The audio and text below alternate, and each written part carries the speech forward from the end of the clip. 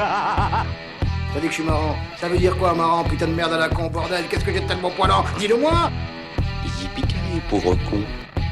Nous, les nains, nous sommes des sprinters. Les princes de la cuite. En garde, espèce de vieille pute dégarnie! Enculé de ta race! On a fait comme quand tu vas pisser et que tu sens tes doigts. Alors bonne chance, Jean Jérôme! Le slip. Salut. Bonjour et bienvenue à tous. Salut. Bienvenue sur le slip, le super limité irrévérencieux podcast, le podcast qui vous pop dans le slip. J'ai tenté un slogan. Ouais, bon, on le gardera pas. Il est pas gardé. Sinon j'en avais un autre, c'est le podcast plein de peps que même le pape écoute en poum-poum short avec sa pipe et son popcorn. Super, ton l'allitération est belle, mais nulle. Le mec, on va brainstormer du coup. C'est pas... Et pourquoi t'as fait Christina Cordula en même temps, quoi? Oh, c'est naturel. Ah, okay.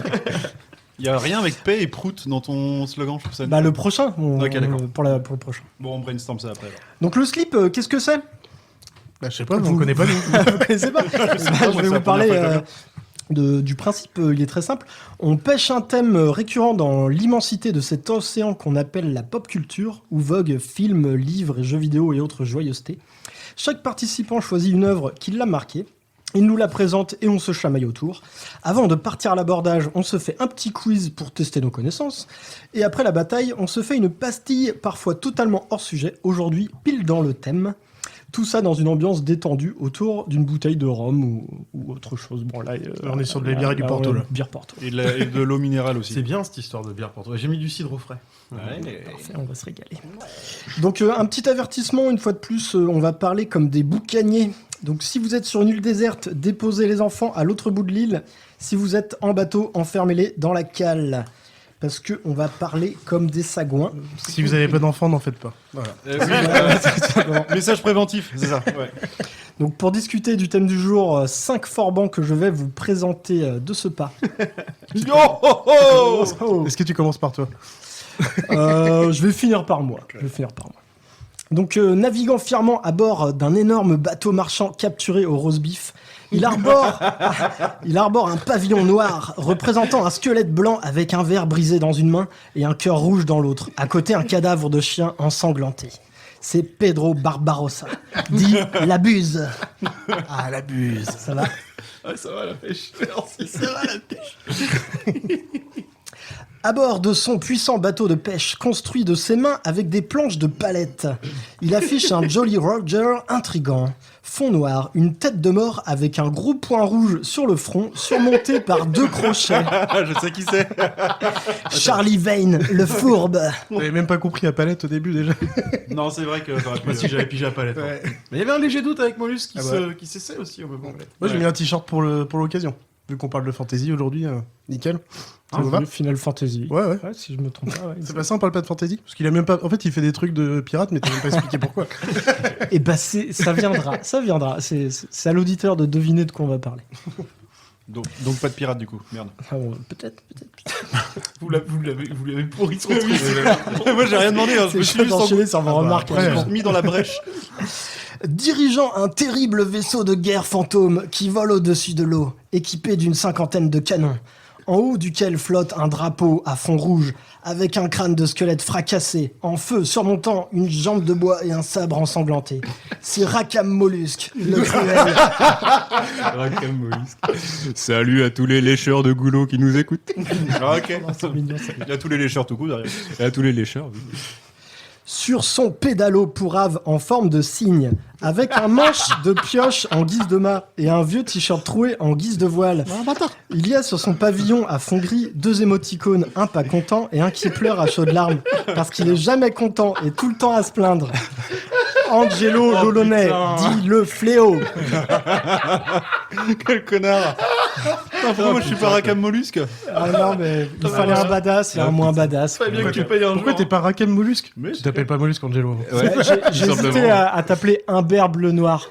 Alors ça, est-ce qu'on coupe ça au montage du coup? Non, bien sûr que non. Je suis outré. Je vais appeler Marlène Chapal. Et quand je pense que je me suis censuré moi ce soir justement à ce propos. Bref. Oh non, on va pas se censurer. Bon, Tu pas t'es ok. censuré. Bah, je vais me décensurer alors. Mais justement, j'ai averti les auditeurs au tout début pour qu'on Oui. n'ait pas besoin de Puis censurer. genre, tu t'es censuré, quoi. Ouais, vraiment. Ouais, c'est ça. On verra dans des verres de bière. Ouais, c'est ça.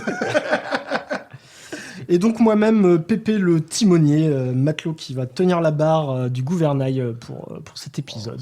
Voilà. Le gouvernail de qui, du coup? Du slip. Ah, d'accord. Un fameux 3 mâts avec 3 slips. Un fameux 5 mètres. 5 mal pour le coup. 5 mâts. Donc voilà pour la petite bande de galurons. Si vous êtes trop con pour avoir compris le thème du jour, je vais laisser... Et voilà, on a encore perdu des auditeurs. La fantaisie. J'ai je ramené vais le t-shirt. laisser Pedro vous le présenter. Bien sûr, mais alors c'est pas du tout comme ça que j'avais prévu de commencer. Moi, je pensais que t'aurais déjà dit qu'on allait parler de... Excusez-moi, j'en ai plein la bouche, en fait. Il parle du gouvernail, évidemment. Non, je ne pensais pas que tu me lançais comme ça, direct. Ouais, arrêtez de faire exprès. Alors, les coquins, les culs rouges, les écrevisses de rempart, les foies jaunes, les gibiers de potence, les gredins, les mécréants, les rats de cale, les ruffians, prêts à mettre les voiles? C'est fini la bamboche, pas le sang bleu. Fini de bourlinguer comme des bois sans soif. Vous conchargez la boustifaille et le tafia et en appareil. Direction le slip. Puisque les caboulots sont fermés, allons les écouter. Avant que le capitaine de bateau l'avoir Pépé les empastille, les autres marins d'eau douce vont jacter de nous autres, les frères de la côte. Nous les boucaniers, nous les forbans. Non, tu chantes pas, Angelo, s'il te plaît. D'accord. Si le colporte des bobards, je m'en vais les saborder, sapristi. À l'abordage! Alors, j'ai emprunté ce vocabulaire sur le site de l'ITLAPD Québec. Mais qu'est-ce que c'est que ce machin-là, l'ITLAPD? C'est l'International Talk Like Pirate Day. Voilà, en français, la journée internationale du parler pirate ou la journée internationale de la parlure piratesque. Et c'est un jour férié parodique inventé en 95 par les Américains John Bower, dont le surnom était Old Chambucket, et Mark Summers, dont le surnom était Captain Slappy. Ils ont décidé que Oui, Ça, c'est sur YouPant, hein. Ils ont décidé que le 19 septembre serait chaque année une journée où chacun dans le monde devrait parler comme un pirate. Et par exemple, on saluera ce jour ses amis non pas par bonjour, mais avec un Ohé Moussaillon. Voilà.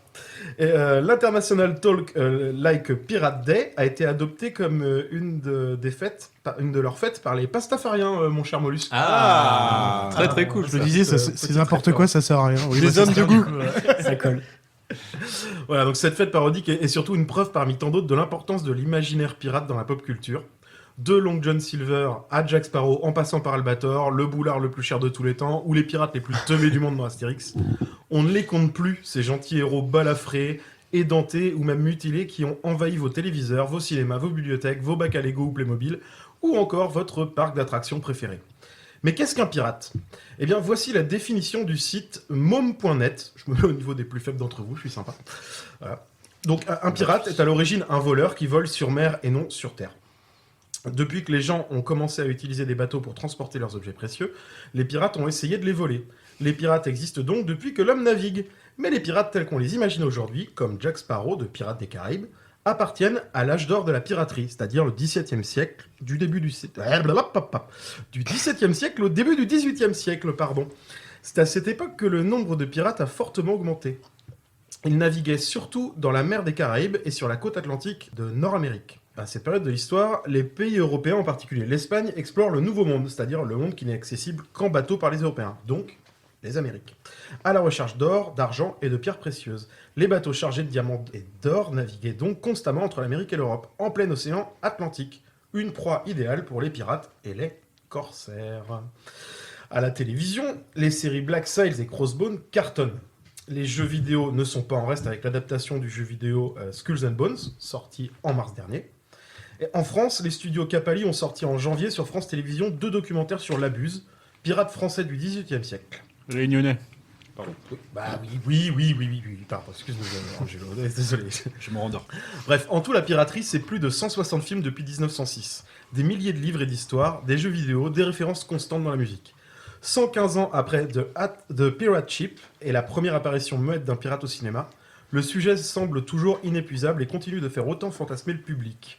Et vous, messieurs, quelles sont vos Madeleines de Proust piratesques et qu'allez-vous nous présenter ce soir ?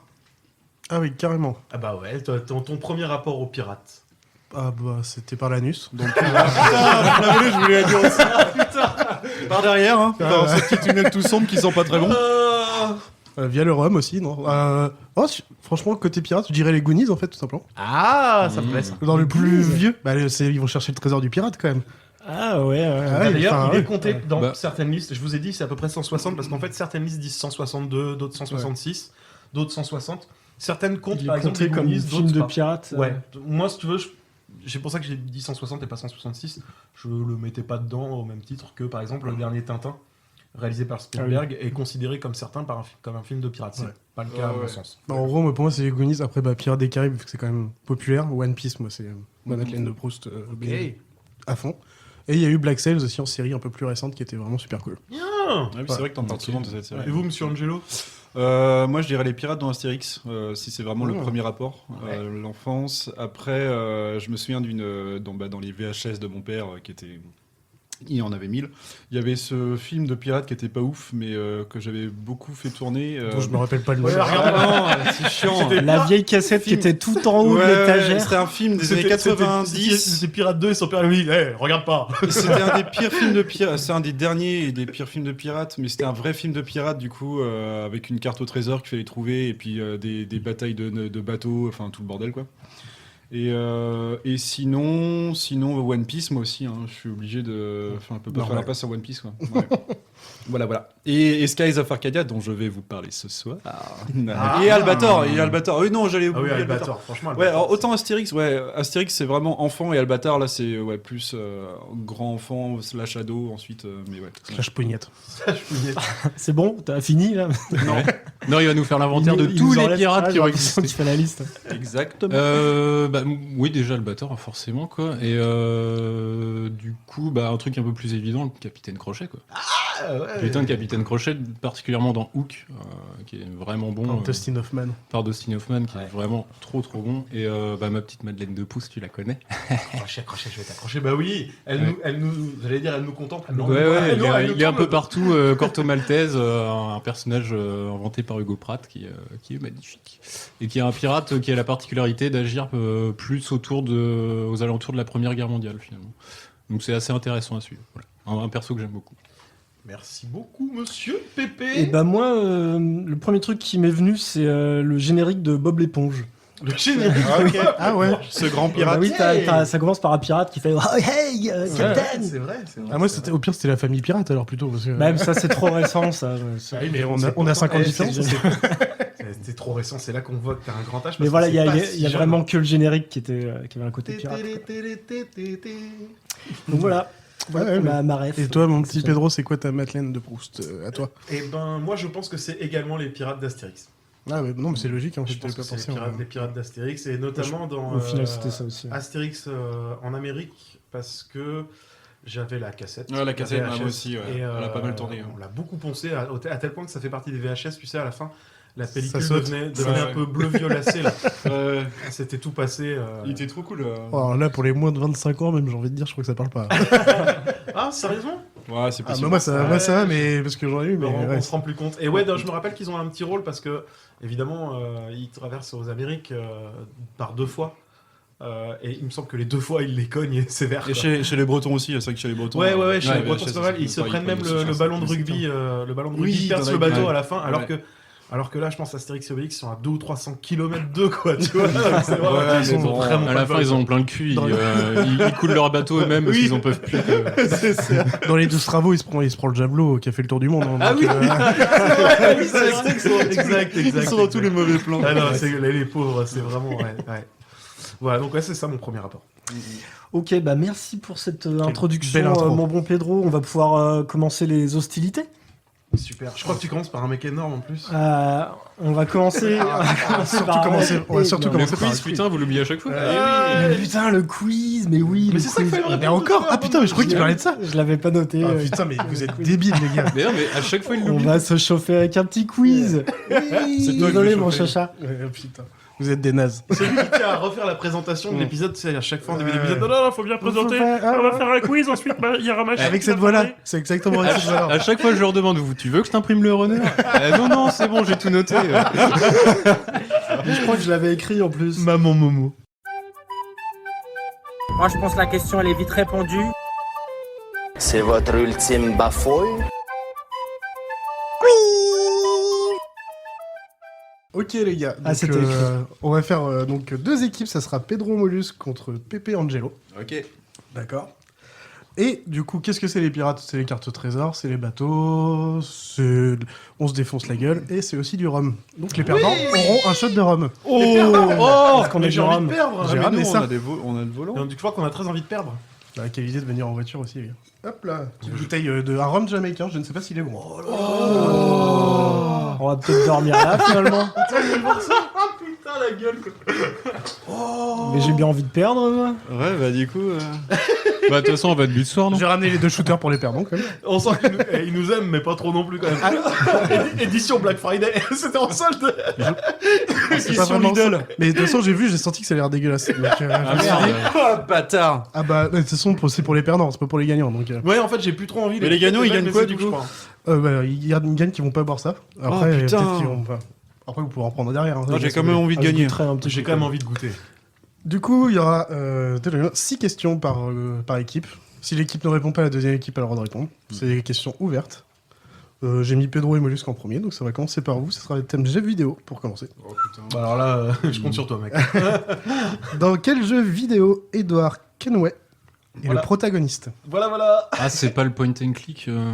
Ah, fait quelque chose. je suis sûr que c'est un des premiers point and click sortis dans l'histoire, mais je. Vous avez quelque chose à tenter? Moi, le seul truc qui me vient là, c'est Adibou parce que c'est rigolo. mais c'est tout. Non, clairement pas. Rien.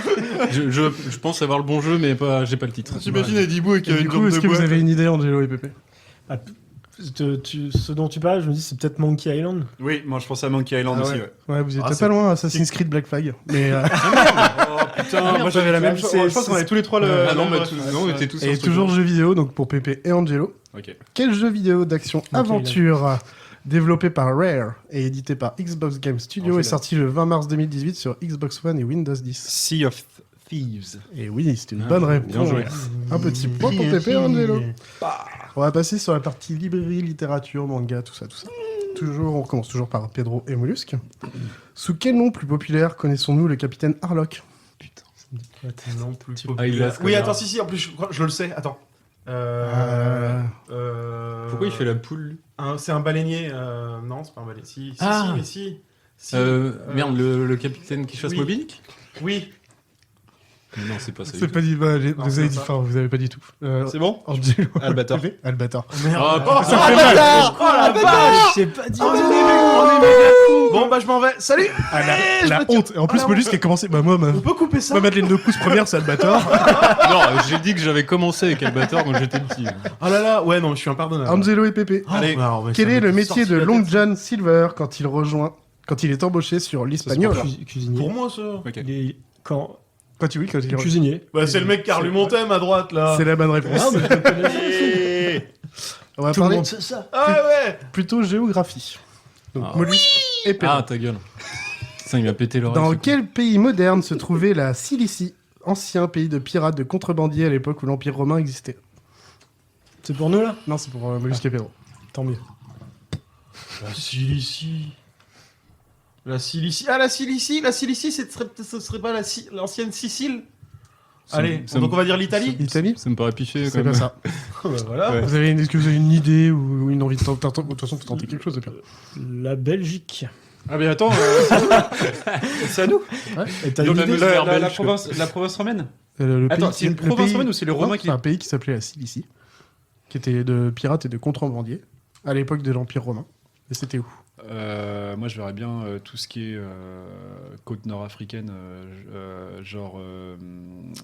Putain, comment ça s'appelle? La Belgique. Non, Maroc, Algérie. Je me dis la Belgique. Tunisie, La Suisse. Y a pas de Libye. côte. Libye. Elle m'a perdu, c'était la Pirate Turquie. suisse du lac Oh, Léman. C'était quoi? J'étais pas La loin. Turquie. La Turquie. Pépé et Angelo. Oui. Comment s'appelle la ville des Caraïbes où Barbe Noire a été nommé magistrat de la République des Corsaires? Pourquoi c'est encore plus bien de Ah, mais non, ils ont essayé de tenter votre réponse que vous avez pas eu bon. Ah ouais, ça va, ça va, ça va. je sais pas, attends, c'est pas une réponse définitive. Kingston. À Allez, Port- Kingston en à Jamaïque. Port-Royal ou des trucs comme ça. Ouais, mais il y non en a plein des Port-Royal. Kingston en Jamaïque. Allez. Kingston. Ça peut le faire. Ouais. C'est pas ça. Est-ce que vous avez une idée, Mollusque et Pedro? Il y avait Tortuga, il y avait. Ouais, genre, ouais, oui. Il y avait quoi d'autre? Il y avait. Putain. On tente Tortuga? Ouais. On verra bien. Non, c'était Nassau, les gars. C'est capitale des pirates. On l'avait pas. Ouais. New Providence. Ouais, c'est On va vrai. parler sur des surnoms. Attention, donc là c'est pour Pedro et Mollusque. Quel est le vrai nom de Barbe Noire? Ah, je sais. Barbarossa. Non, bah non, c'est Barberousse, Barbarossa, pardon. Barbe Noire. Barbanora. Ça doit être en... Barba Papa. Ah, Ça part pour un coup. Barbe Noire. Papa Outer. Ah, Son prénom. C'est pas un Henri. Son vrai nom, ouais. Henri Enfin, quelque chose. Tu veux tenter tous les prénoms Ouais, là j'adore. Jacques. Il me regarde en même temps, il attend une réaction de ma part. Jack Ryan. Un truc en J, en M, L. Leonardo DiCaprio. Pedro, on va arrêter là. Mais de toute façon, on n'est pas sûr de. je On crois. va goûter le Si, rhum. bien sûr, bien On sûr. va goûter le Ouais, rhum. pas sûr. Toi aussi, t'avais. Là, attends, pour le rhum, en fait. C'est Teach. Moi aussi. Edward Teach, Edward- ouais, mais Teach, ça, c'est J'allais le sûr. dire, Edward Teach. Edward Teach. Donc si t'as pas regardé mais- Black mais Sails, on n'est en pas fait, sûr il a de dans ça. le cul. Bien fait de me pour faire ce- chier à ce réviser quiz. le thème. Ouais, c'est- J'y vais comme ça, moi. Ah ouais, je révise jamais. Et pour Pepe et Angelo qui sont en train de mettre une belle grosse branlée aux autres, C'est-à-dire que d'habitude, je révise pas. comment était surnommé le pirate Sam Bellamy? Et ça, c'est dur. Sam C'est Bellamy. pas le chanteur de Muse, ça? C'est vrai que c'est pas loin. Ouais. Black. Il y en avait plein en Black quelque chose. Ouais, alors, bah, ça peut être Barberousse pour le coup. Tu serais vraiment con si tu Black l'as Sam Peut-être Black Oui, Sam. pas loin. C'était le prince des pirates. Bah nous, on n'a pas le droit d'essayer. Oh oui, vous l'auriez eu. Super, parce Désolé. que moi, je l'avais. Bah oui, en je plus. l'avais eu. Ouais, Regarde-le, quoi, sérieux. Je vous donne le point. On leur accorde le point. Allez, dans notre mensuétude. C'est ma connerie. Comme ça, ils seront pas faits. Maintenant, sur historique des pirates, Mollusque et Pedro. Allez. 5e question. Allez. Quel était le titre de Alvildia avant de devenir capitaine d'un équipage 100% féminine? Féminin d'ailleurs, on dit pas féminin. Elle était Un comtesse. équipage. Comtesse. Comtesse? Non, ce n'est pas ça. À votre avis, c'est quoi Duchesse. C'est Bisou qui dit ça. Ouais, je sais pas. Duchesse C'est quoi la question, pardon? C'est quoi la question déjà? Le titre. Quel était le titre de Alvildia avant de devenir capitaine? Ouais, un titre de noblesse parce que les femmes, elles avaient pas vraiment accès à tout ce qui était administratif donc à cette époque-là. Donc, duchesse. Ouais, Duchesse, ça peut, peut-être. Perdu, c'était une princesse. Putain. Oh putain. C'était encore un truc en S. Eh ouais, toujours la même chose. Et du coup, La S. Pepe et Angelo, Ouais. quel était le pays d'origine du pirate Charles Vane? Je crois que La c'était Belgique. un Irlandais, mais. Ah ouais? Et toujours la Belgique. Non, mais de toute façon, plus tard, il veut dire la Peut-être Suisse que je alors qu'il n'y a pas de confonds, côte. C'est... Ouais, je dirais, ouais, oui, c'est ça, c'est Si pas t'as ça, c'est rien, anglais quoi. si t'as rien qui te vient, on dit l'Irlande. Irlande? Ouais. Attends, on peut Top, regrouper tout parce qu'à cette époque-là, 16-17e, on peut dire qu'il était britannique. Et ça regroupe Ah oui. l'Irlande et le Royaume-Uni. Vous dites quoi, du coup? Britannique. Ouais, c'est bon. Est-ce que Il c'était va nous faire chier plus pendant particulièrement 1000 ans, ce l'Irlande ou pas? Non, en Angleterre en plus, pour le coup. Ah oui, donc on avait pu dire Je crois que c'est même Londres. L'Irlande direct, à la, quoi. Enfin, l'Irlande à la solde des Anglais, c'est bien quand ça t'arrange quand même. Hein. Eh oui. Et l'histoire. cinéma pour finir. Qui joue William Turner dans Pirates des Caraïbes? Question pour Pedro et Mollusque. Non, mais moi je tiens à rester sur un 0 pointé. Maintenant, Mais non, attends, vous avez un point. On vous a donné un point, Ah, vous n'avez non, pas eu de réponse. On vous a donné un point tout à on l'heure. le rend, on n'en veut pas. Ah, quelle mauvaise foi. Vous savez pas qui a joué William Turner? Je les connais pas, les putains de noms d'acteurs. Mais Je vois si, très bien mais qui alors- c'est le perso. Mais... Alors vas-y, Je crois savoir vas-y. qui toi, Allez, tu je veux vais le décrire, vous moi, aider. Non. Il joue Legolas aussi. Oh, mais Non, mais je savais qui c'était, mais j'ai pas le nom des acteurs. Orlando Legolas. Bloom. Ah, là, Je l'avais moi. Rolando Bloom. Rolando Ouais, mais non, on le compte pas. On veut faire 0. Oui, de toute façon, il Bah, on est en il l'avait point, l'autre. Et dernière question. Quel film sorti en 2008 est sous-titré La Revanche de Stagnetti? C'est pas un Pirate des Caraïbes. Pirate ça, 2. ou- Pirate 3. Pirate 3. Non, bah, est-ce que c'est pas un Pirate des Caraïbes avec un sous-titre comme ça? Je sais pas, il n'y a pas de Stragnetti dans le Pirate des Caraïbes. Bah, je les ai pas tous vus. Donc... Stagnetti. Ok. Ça ne changera pas grand-chose, mais... Non, mais on l'a pas, je pense. C'est la suite de Rocco et ses frères. Pirate des Caraïbes. Non. Vous avez une idée ou pas, les gars? Les autres, Mollusque et Pedro. Je vais Oh, servir bah. le verre. hein. Qu'est-ce qu'ils ont dit où ils ont eu tort? Je vous écoute pas. Ah, il est sérieux. Quel film sorti en 2008 Ouais, à Non, ça j'ai compris. Non, mais Qu'est-ce qu'ils ont répondu comme Ils ont dit connerie Pirates des Caraïbes. Moi, je suis déjà perdant, c'est mort. J'écoutais plus, quoi. Non, je sais pas. Regarde-le, il sort les verres. Ça change rien, il y en avait bien qui allait le prendre, hein, de toute façon. On sait tente où- quand même un truc. Bah, je cherche, en fait, j'avais la liste sous les yeux il y a encore quelques heures, donc j'essaie de réfléchir. Dans les années 2010, 2008. 2000, ouais, alors dans les années 2000, il n'y en a pas beaucoup à être sortis. Une grosse dizaine. Et sauf que là, ça me revient vraiment pas, quoi. Peut-être... Faut tenter quelque chose, les gars. Faut pas que ça Bah, dure je trop crois longtemps, que c'est, parce là, je crois ça- que c'est perdu là. C'est perdu. C'est Ouais, perdu, le les gars. Disney- le Disney, c'est beaucoup plus tôt, donc là, je sais pas. Je l'ai aidé, Pépé a vu la version censurée. Ah, donc, Ah, mais c'est bien Pirate 2. C'est C'est Pirate Pirate 2. 2. C'est Pirate 2, la revanche Ah de merde, Spaghetti. on aurait dû le dire. Ça, Le on- porno le plus cher du monde. Putain, il y avait vraiment un sous-titre à ce film de merde. Ouais. Bon, bah, je Ah, fais pas l'affront, mais Spaghetti. Angelo et Pépé, ils ont Voilà. gagné. Non. Bon, les gars, votre shooter là. Allez. Ah ouais, Je il veux nous voir a vos gueules vraiment mis quand un vous allez shooter boire. Ah, déjà, de- ils sont de pas Romain bons, Fay. quoi. Putain. Ouais, il a pas l'air ouf. Mais non, le mais fleur C'est est quoi pas ton ouf. truc, là Il est Putain, clair. Ah oui, bah, pour je vais te dire aux gens, C'est c'est un rhum Il est jamaïcain. vachement clair. C'est du rhum ou du white spirit C'est que pour t'as flamber, pris, ça. hein C'est Rum of the World, the World Sea Product de Jamaïque.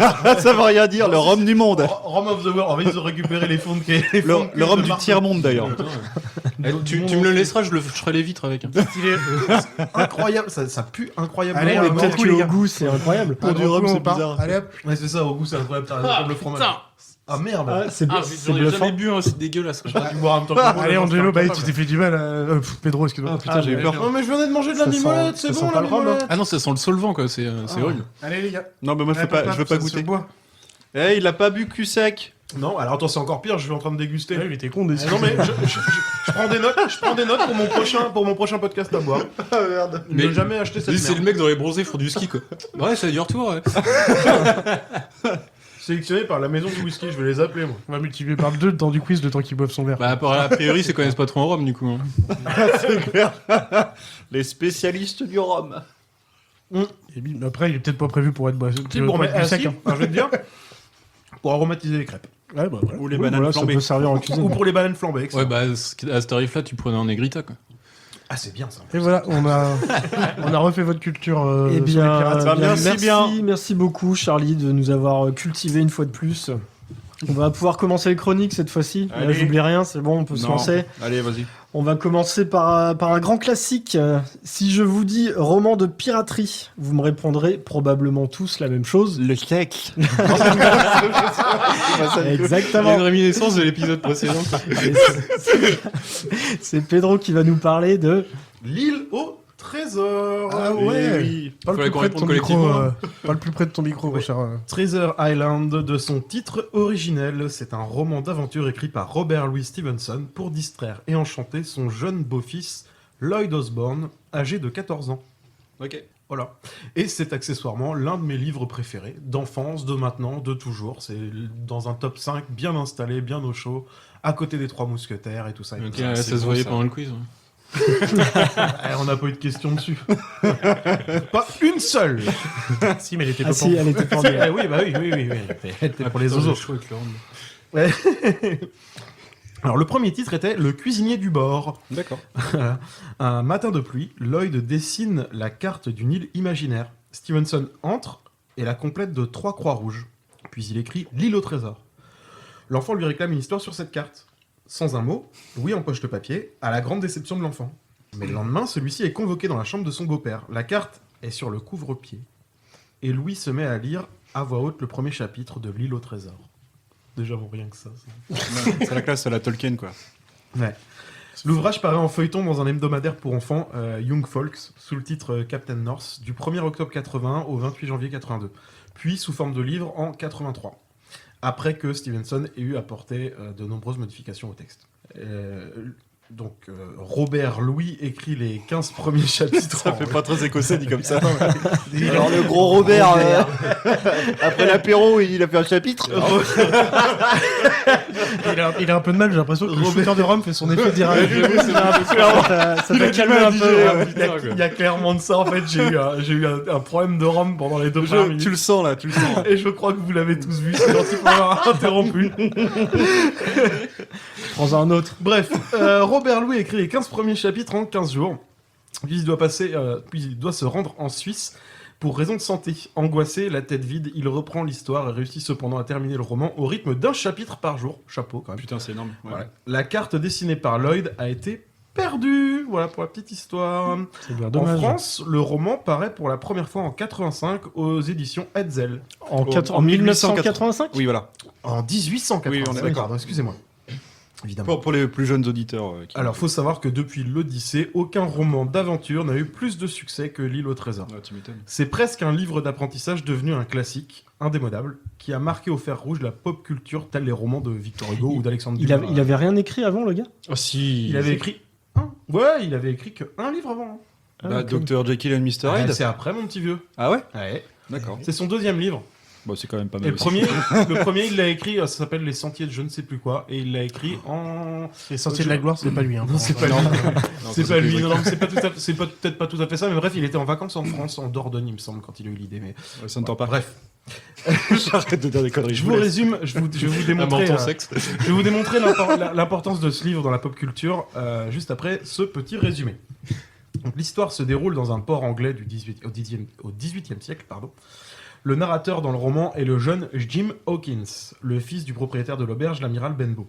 C'est dans cette auberge que l'histoire commence. Un jour, un vieux loup de mer nommé Billy Bones, dit le capitaine, débarque à l'auberge et s'y installe pendant quelques mois. Jim est fasciné par ce marin colérique, solitaire et ivrogne qui passe son temps à surveiller les alentours de l'auberge. Il révèle à Jim qu'il se cache des pirates. Un jour, ce capitaine reçoit la visite de Pew, un mystérieux aveugle qui lui remet la tache noire, qui est annonciatrice de mort dans le monde des pirates. Vous êtes infect. J'arrête. N'ayant pas pu supporter cette menace, Billy Bones meurt, foudroyé par une crise d'apoplexie. Après la mort du pirate, Jim et sa mère ouvrent son coffre et découvrent une carte indiquant la cachette d'un trésor que le fameux pirate Flint a enfoui dans une île déserte avant qu'il ne meure, sans livrer son secret à quiconque. Jim remet la carte trouvée au chevalier Trelawney, le châtelain du village. Ce dernier décide d'aller à la recherche du trésor. Il invite Jim et le docteur Livesey à faire partie du voyage. Un navire baptisé l'Hispaniola est alors affrété pour partir à la recherche du trésor. Au cours de la traversée, Jim surprend une conversation entre le cuisinier à la jambe de bois appelé Long John Silver et des hommes d'équipage. Excusez-moi, putain de saloperie un petit rototo. de Rome. Je suis vraiment content d'avoir gagné, moi. Vraiment. Tu vas tout nous spoiler. Un petit rototo de Rome of the World. Espèce d'enfoiré. Ça va nous retomber dessus à coup de roue. Ah, ça, tu peux être sûr que je te rattraperai un jour. Il découvre ainsi que la plupart des marins à bord de l'Hispaniola sont en réalité des pirates et qu'ils n'attendent que le moment propice pour tuer Jim et ses amis et s'emparer du trésor. Jim avertit ses amis qui décident de ne pas agir avant d'être à terre, tout en restant sur leur garde. Lorsque l'île est atteinte, la lutte s'engage entre les deux groupes. Divers événements et confrontations se déroulent dans l'île. Une belle surprise attend Jim et ses amis. Ils rencontrent Ben Gunn, un pirate abandonné sur l'île par Flint et qui vit là, seul, depuis quelques années. Et la suite, eh bien, je ne vais pas vous la raconter. Très bien. Je vous ai déjà spoilé les 3/4 du bouquin. Et tout le monde la est-ce connaît. qu'ils réussiront à choper le trésor? Est-ce qu'ils vont se faire buter? Est-ce que Ben Gunn va servir à quelque chose? Est-ce que c'est juste un vieil édenté qui s'en lave chèvre? Voilà, ça, je vous le raconterai pas. En revanche, ce que je peux vous raconter, c'est que L'île au trésor de Robert Louis Stevenson a influencé l'imaginaire collectif. Non, ramasse ta merde. Notamment en ce qui concerne l'image du pirate dont Long John Silver est devenu l'archétype. On retrouve par exemple de nombreux de ces traits caractéristiques dans le personnage du capitaine Red, interprété par Walter Matthau dans le film Pirate de 86 de Roman Polanski. C'est tabou, non? On n'en parle plus. On avait dit qu'on parlait plus de Roman Polanski, pardon. Ah bah non, moi je m'en fous. Hein. On retrouve également le concept de la marque noire dans Pirates des Caraïbes, le secret du coffre maudit de 2006, de Gore Verbinski. Et dans un épisode de la série britannique Doctor Who, voilà, de 2011, on voit la marque noire. Le thème de la recherche du trésor caché par un pirate dans le sol d'une île des Caraïbes constitue le fil conducteur des deux albums des aventures de Tintin, Le secret de la licorne, de 43, et Le trésor de... La Came le Rouge. Voilà, de 1945. Dans les bijoux de la Castafiore, tant qu'on parle de Tintin, on voit également Tintin lire L'île au trésor au moment où la Castafiore se rend compte qu'elle s'est fait chouraver par des romanichels. Et par des romanichels, tout à fait. Il est chiant, quoi. C'est comme ça qu'il le dit dans le bouquin. Oui, mais il est chiant. Il est toujours italien. Hein. Voilà. Donc L'île au trésor, c'est 11 adaptations au cinéma. Je vous ai tout à l'heure dit qu'il y avait à peu près 160 films de pirates qui étaient sortis en un siècle. 11 adaptations rien que pour ce bouquin. Voilà. Dont L'île au trésor de Byron Askin en 1950, qui est le premier long métrage Disney entièrement filmé et sans animation. Tu parles que de long métrage? Attends. Pas de série? Attends. Là, je te parle uniquement de cinéma. Ouais. On soit bien d'accord. L'île au trésor de John Hout en 1972, avec la très belle prestation d'Orson Welles, dans le rôle de Long John Silver. C'est la classe.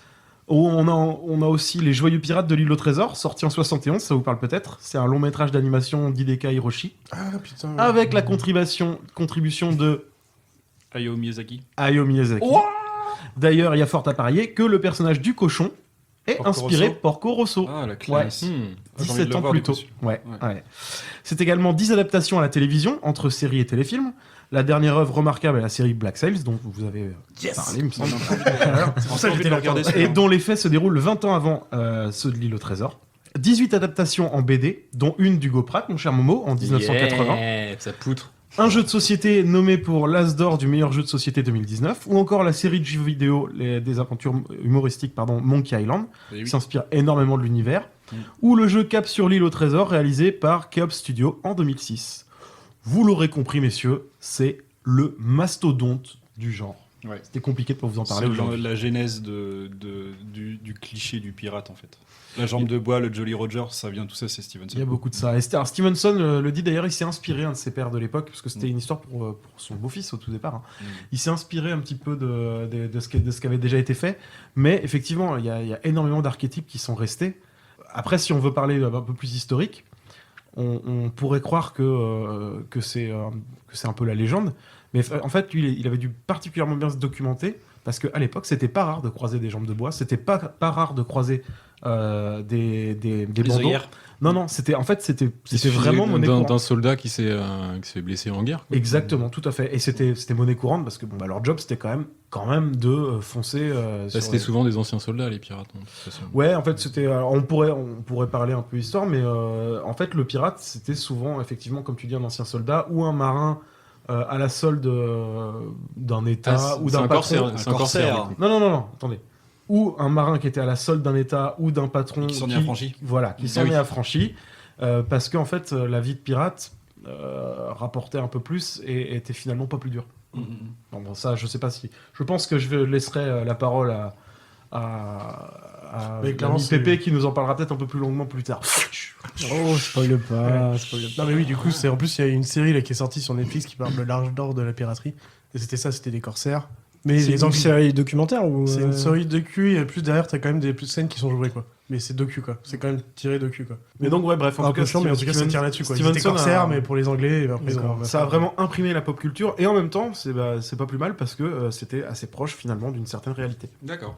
Oui, ça a du sens.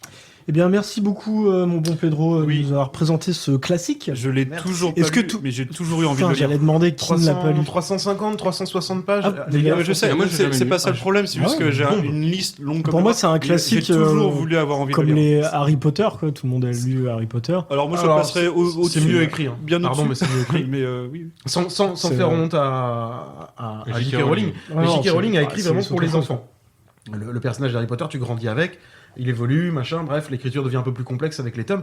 L'île au trésor, c'est un roman d'aventure, effectivement pour l'adolescence, mais qui se lit de je 7 pense à que- 77 ans ouais, voilà, sans aucun problème. tu peux le lire n'importe Quand je disais tout à quand. l'heure que c'était devenu un classique, c'est véritablement devenu un classique que des adultes aujourd'hui, et c'est pour ça que vous n'avez pas à rougir, Non, bah, qui du n'ont coup, jamais lu vont lire.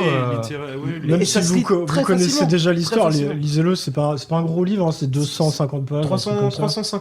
360 pages, mais ça se fait très bien. Et puis alors attention, c'est pour ça que pour les enfants, vite fait quand même. C'est assez noir, je veux dire. Il a comme c'est le- Robert Louis Ah, Stevenson. t'as quand même des versions Il y a des versions simplifiées oui, il y a des pour, versions vraiment édulcorées, pour bien enfants. sûr. Voilà, bah merci en tout cas de m'avoir écouté, messieurs. Très bien, Mais et de ben, rien. on va rester sur de la littérature, et uniquement de la littérature pour le coup, parce que pas d'adaptation à ce jour pour cette œuvre très originale de science-fiction dont va nous parler Mollusque. Oui, je vais vous parler du Déchronologue. Donc, c'est un roman qui a été écrit par Stéphane Beauverger en 2009. Donc, c'est un roman de science-fiction, mais qui parle évidemment de pirates. Sinon, il serait pas là. Donc, pour vous faire un rapide synopsis, en fait, le film va nous conter les aventures du capitaine. Le film, je dis Ouais. Le livre, pardon. Le livre, il s'agit bien d'un bouquin. Le livre va nous conter les aventures du capitaine Henri Villon, un pirate breton aux commandes du Déchronologue, un navire dont les canons ont la particularité de tirer du temps. Je vais revenir un peu plus tard sur cette notion-là. La classe. Donc je préfère rassurer d'emblée l'auditeur, même si on a cette notion de science-fiction au sein du bouquin, il n'est pas question de faire voyager Jack Sparrow dans différentes époques. On va bien rester dans un récit qui tourne autour des années 1640, dans les Caraïbes. Mais des Caraïbes qui sont en proie à des perturbations temporelles sur lesquelles je vais revenir un peu plus tard, puisque finalement, il n'y a pas de voyage dans le temps, on ne sort pas de l'époque, mais il y a quand même un embarquement d'autres époques au sein de ces Caraïbes de l'époque-là. Donc c'est un mélange assez réussi des deux styles, je trouve. Donc avant de poursuivre vraiment sur le fond du roman, je voulais juste aborder un petit peu une description un peu historique de l'époque, puisque c'est un truc sur lequel l'auteur s'est un petit peu accroché. En gros, il a marqué une volonté de coller un petit peu à l'histoire. Donc il décrit assez bien les conflits entre les Espagnols, les Portugais, les Anglais, les Français, dans une moindre mesure les Irlandais. Tout ça est assez bien décrit et il explicite d'ailleurs le testament d'Adam, par exemple. Je vais revenir là-dessus. Le testament d'Adam, en gros, les Espagnols avaient plus ou moins la main mise sur les Caraïbes à l'époque. Et le Vatican leur a donné carte blanche, quoi. Donc en gros, tous les autres pays détestaient les Espagnols à l'époque. Et dans tout le bouquin, tout le monde déteste effectivement les Espagnols. C'est pas Adam qui...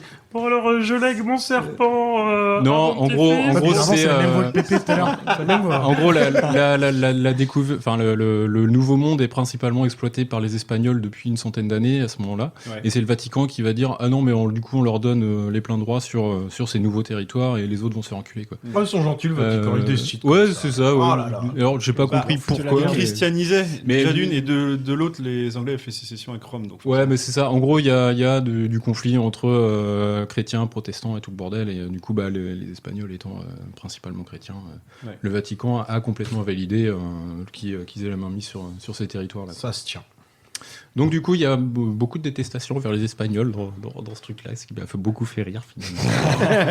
Mon petit côté raciste il y a ceux qui peuvent pas blairer les Anglais, celui qui peut pas blairer les Espagnols, celui qui peut pas blairer les... Donc on va avoir une action qui va se dérouler entre autres sur l'île de la Tortue, donc des lieux qui ont vraiment existé, l'île de la Tortue, les côtes du Yucatan, les prisons de Carthagène des Indes, etc. Donc qui était une prison espagnole finalement. Cool. Et puis on a un certain nombre de personnages ayant existé qui sont intégrés au récit.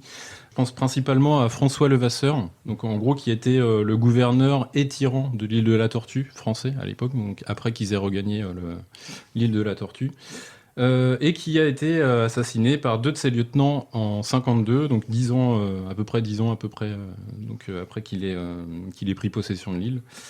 Donc voilà, désolé pour ce petit cours d'histoire, mais là c'est un peu important pour je trouve pas désolé du tout, je trouve ça trop contraire. Ouais. Donc maintenant on va revenir un petit peu au fond de ce bouquin-là avec ces histoires de temps finalement, de SF. Est-ce qu'il y a une DeLorean? Il n'y a pas de DeLorean, mais il y a des trucs très très cool. Parce que moi, quand tu dis un canon qui crache du temps... Pour bien aborder ce truc-là, je vais parler de l'espèce de MacGuffin du bouquin, que sont les Maravillas, donc les merveilles en bon français. Je crois que c'est le rhum. Et ben voilà. Arrête, on dirait une Pedro, ça. Je trouve que le rhum, il a bon dos là depuis tout à l'heure. Non, donc en fait, les Maravillas vont être des objets aux propriétés fabuleuses que vont découvrir les marins, donc, dont Villon particulièrement, au fil de l'aventure. Et on va finir par se rendre compte que c'est des objets qui viennent d'autres époques. D'accord. Et dont les différents pirates vont commencer à convoiter, à faire trafic de ces choses-là. Donc dans un premier temps, il va s'agir de conserva, donc de boîtes de conserve.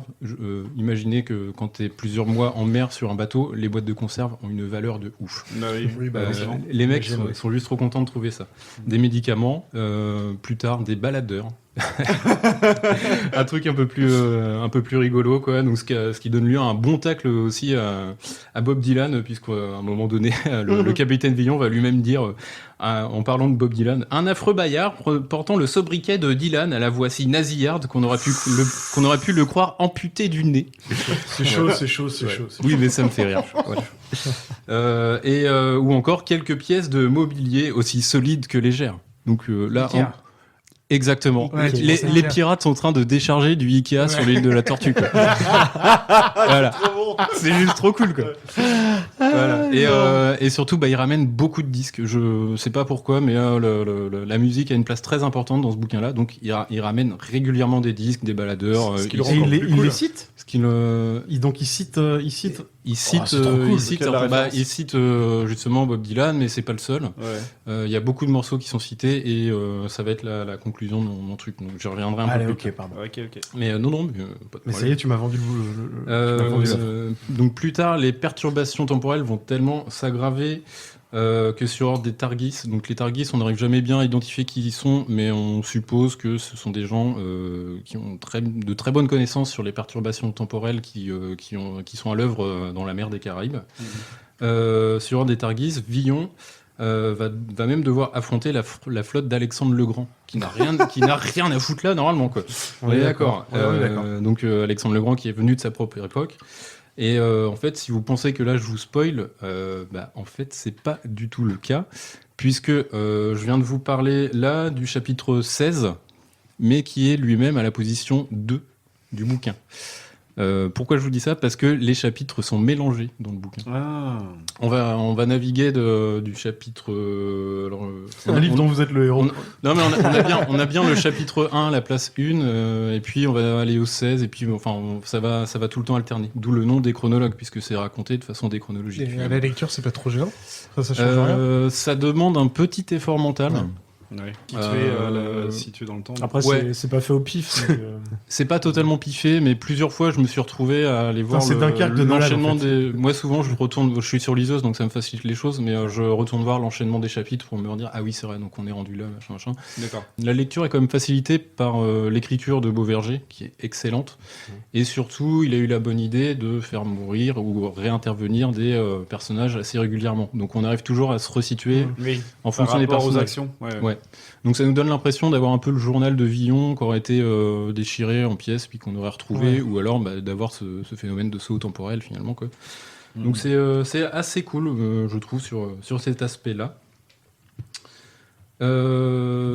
Tac. Donc oui, je voulais justement revenir sur ce truc-là. On pourrait avoir l'envie de lire le bouquin dans l'ordre chronologique. Ne le faites pas, ça va vous pourrir l'expérience en vrai, parce qu'il y a des chapitres, si tu les lis dans l'ordre chronologique, tu vas avoir l'impression qu'il ne s'est rien passé entre les deux. Par exemple, il y a un moment, il se fait bannir de l'île de la Tortue, et dans le chapitre, si tu prends le chapitre dans l'ordre de numérotation, il revient juste après, quoi. Donc tu as l'impression qu'il ne s'est rien passé entre temps. Alors que si tu le lis vraiment en mode un petit peu hardcore... Il a fait un saut dans le temps, donc forcément il s'est passé un truc, sauf que... Ok. Donc il faut vraiment le lire correctement. Voilà. Là-dessus, après, peut-être en deuxième lecture, tu peux te dire, tiens, je vais me le faire. De toute façon, s'il l'a écrit dans ce sens-là, c'est qu'il y a un intérêt aussi. Il y a un réel intérêt, je trouve. Justement, c'est une de mes questions pour Mollusque après. Vas-y, est-ce qu'il l'a écrit comme ça, ou est-ce qu'il l'a écrit chronologiquement ?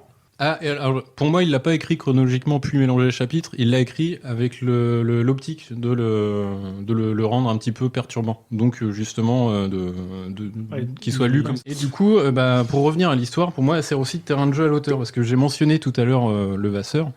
Ce que j'ai volontairement omis de vous... Levasseur, donc le tyran de l'île de la Tortue, qui était le gouverneur finalement, quoi. En gros, ce que j'ai volontairement pas mentionné, c'est que, en gros, le décès de Levasseur va être complètement différent dans le déchronologue de ce qu'il est dans les livres d'histoire. D'accord. Puisque, en gros, ce dernier, il va se suicider en lisant sa propre biographie et en apprenant qu'il va se faire assassiner par deux de ses lieutenants, quoi. D'accord. Donc ça, c'est aussi un petit truc... il a toujours essayé... Enfin, j'ai l'impression qu'il s'est bien intéressé à l'histoire des pirates pour intégrer ce genre de petites contradictions avec l'histoire qui sont assez intéressantes. Ouais. Et enfin, je voulais balancer un petit bonus sur une playlist de lecture, puisque je parlais de tout à l'heure de l'importance de la musique dans le bouquin. En gros, chacun des chapitres est introduit par un morceau de musique, enfin les paroles d'un morceau de musique différent. Ça commence par FL65, après Dorothée. Exactement, c'est exactement du ça. lourd. Quel du lourd. Non, le répertoire est assez varié, mine de rien. On pourrait croire qu'il y aurait que du chant de pirate, et au final, pas déjà, du tout. Ouais, même s'il a même dit de la merde sur Bob Dylan, mais Soldat Louis. on parlait pas que de ça. Quoi. Ouais. Soldat Louis pendant tout le bouquin, un putain un relou. Soldat Louis, musique de pirate. Ouais. Mais il a pas fait que du rhum, des femmes et de la bière. Ouais, les gars, oh. Non, mais en gros, il a introduit ces chapitres de cette façon-là, et il le justifie assez habilement, je trouve, soit par l'ambiance du chapitre, parce que c'est une ambiance qui va être festive, donc on va avoir de la musique de pirates, ou même de la musique rock, puisqu'à un moment donné, comme ils ont des disques et qu'ils ont du matos. Je sais pas pourquoi Pour écouter la musique. j'associe les deux, moi, Ouais. de toute façon. Ouais, un petit rock peu. et pirate. Et rock. moi, je pensais plus à un morceau qui s'appelle Mathematics of Chaos, où là, en termes temporels, ça devient tellement le bordel que justement, il a pris un morceau expérimental assez étrange. Ou alors, sinon, il y a un autre morceau aussi qui est juste un morceau d'opéra, mais que lui a choisi, qui est assez récent d'ailleurs, le morceau est pas si vieux que ça, mais qu'il a choisi comme son morceau annonciateur de son arrivée au port. Voilà. Et donc, sachez qu'un putain de beau gosse a préparé les playlists sur Spotify et Deezer. Bah, j'ai rien fait. Donc, si vous voulez lire le bouquin en musique, vous avez les playlists. J'ai une question. C'est quoi les canons à temps? Alors les canons à temps, oui, donc c'est quelque chose qui est bien décrit pendant justement la bataille contre Alexandre le Grand. Donc cette bataille-là, en fait, elle arrive au chapitre 16, donc le deuxième chapitre du bouquin. Chapitre 16, en gros, Eldorado. alors quand il le décrit, ça a l'air d'être quelque chose d'assez douloureux finalement.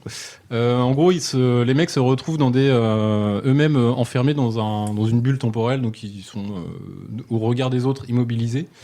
Mais de leur point de vue à eux, ils sont en train de souffrir leur mort parce que ils sont en train de fusionner avec ce qui était il y a 2 secondes à côté d'eux. Bref, ils sont en train de douiller, et en gros, quand tout ça se finit, ils sont réduits en bouillie. Quoi. Ok.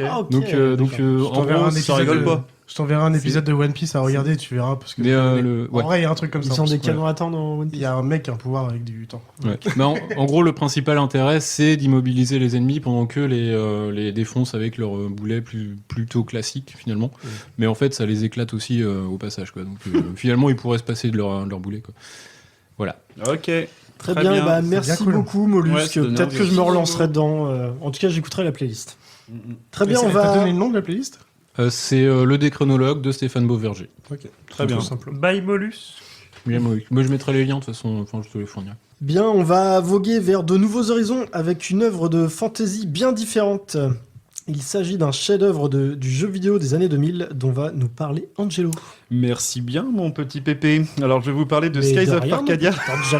J'ai l'impression de regarder Thalassa, il se balance des sujets, tu sais. Jean-Pierre Perlou, alors on rejoint Angelo en direct ouais, du j'ai Cap tenté de Horn. faire Pour les pirates, on aurait dû mettre le générique de Thalassa, ça aurait été trop bien, quoi. Putain, j'avais pas vu ce qu'il a écrit, Angelo, c'est la première fois qu'il a écrit aussi peu. Si peu, bah oui, c'est vrai, c'est ma chronique c'est la pas plus mal de légère. vous lancer, ça. Ouais. Putain, il va enfin fermer sa gueule. Dites-nous dans les commentaires. Mais du coup, là, on perd du temps, en fait. Ah bah, vas-y. Mais bon, du coup, moi, c'est la piraterie, mais la piraterie dans les nuages, dans les cieux. Je vais vous parler de Skies of Arcadia, de son doux nom, Les cieux d'Arcadie, en français.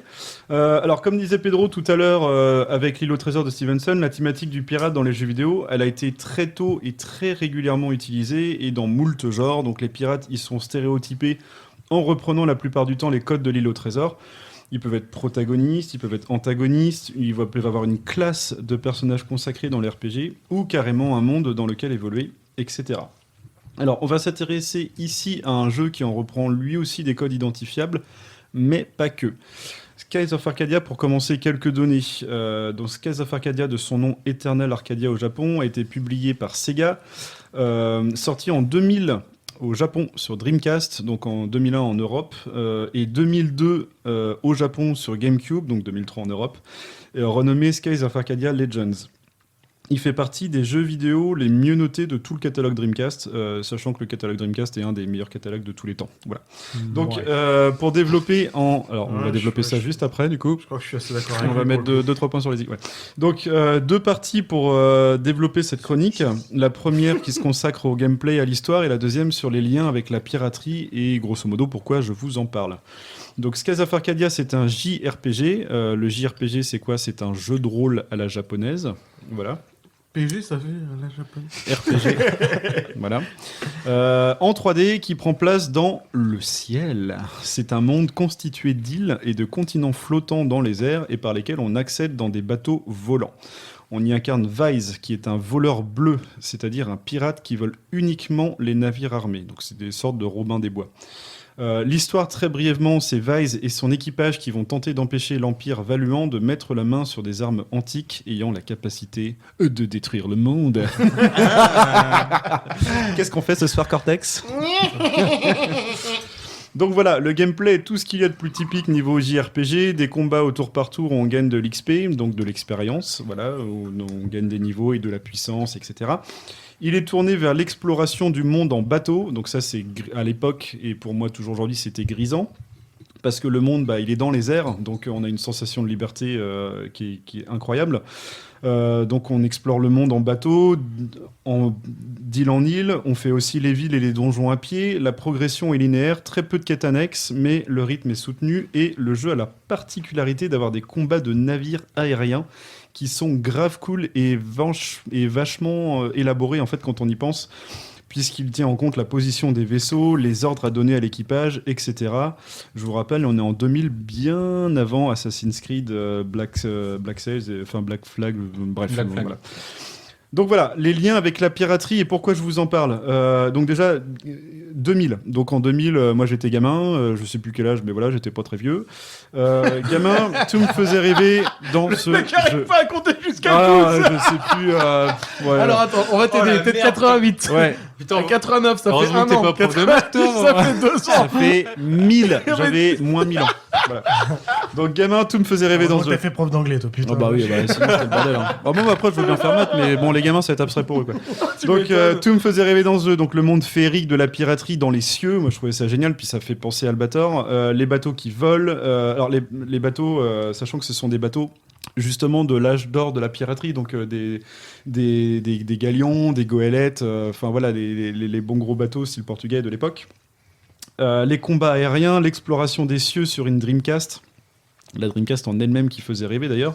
L'ambiance visuelle et sonore avec une BO orchestrale qui était au top.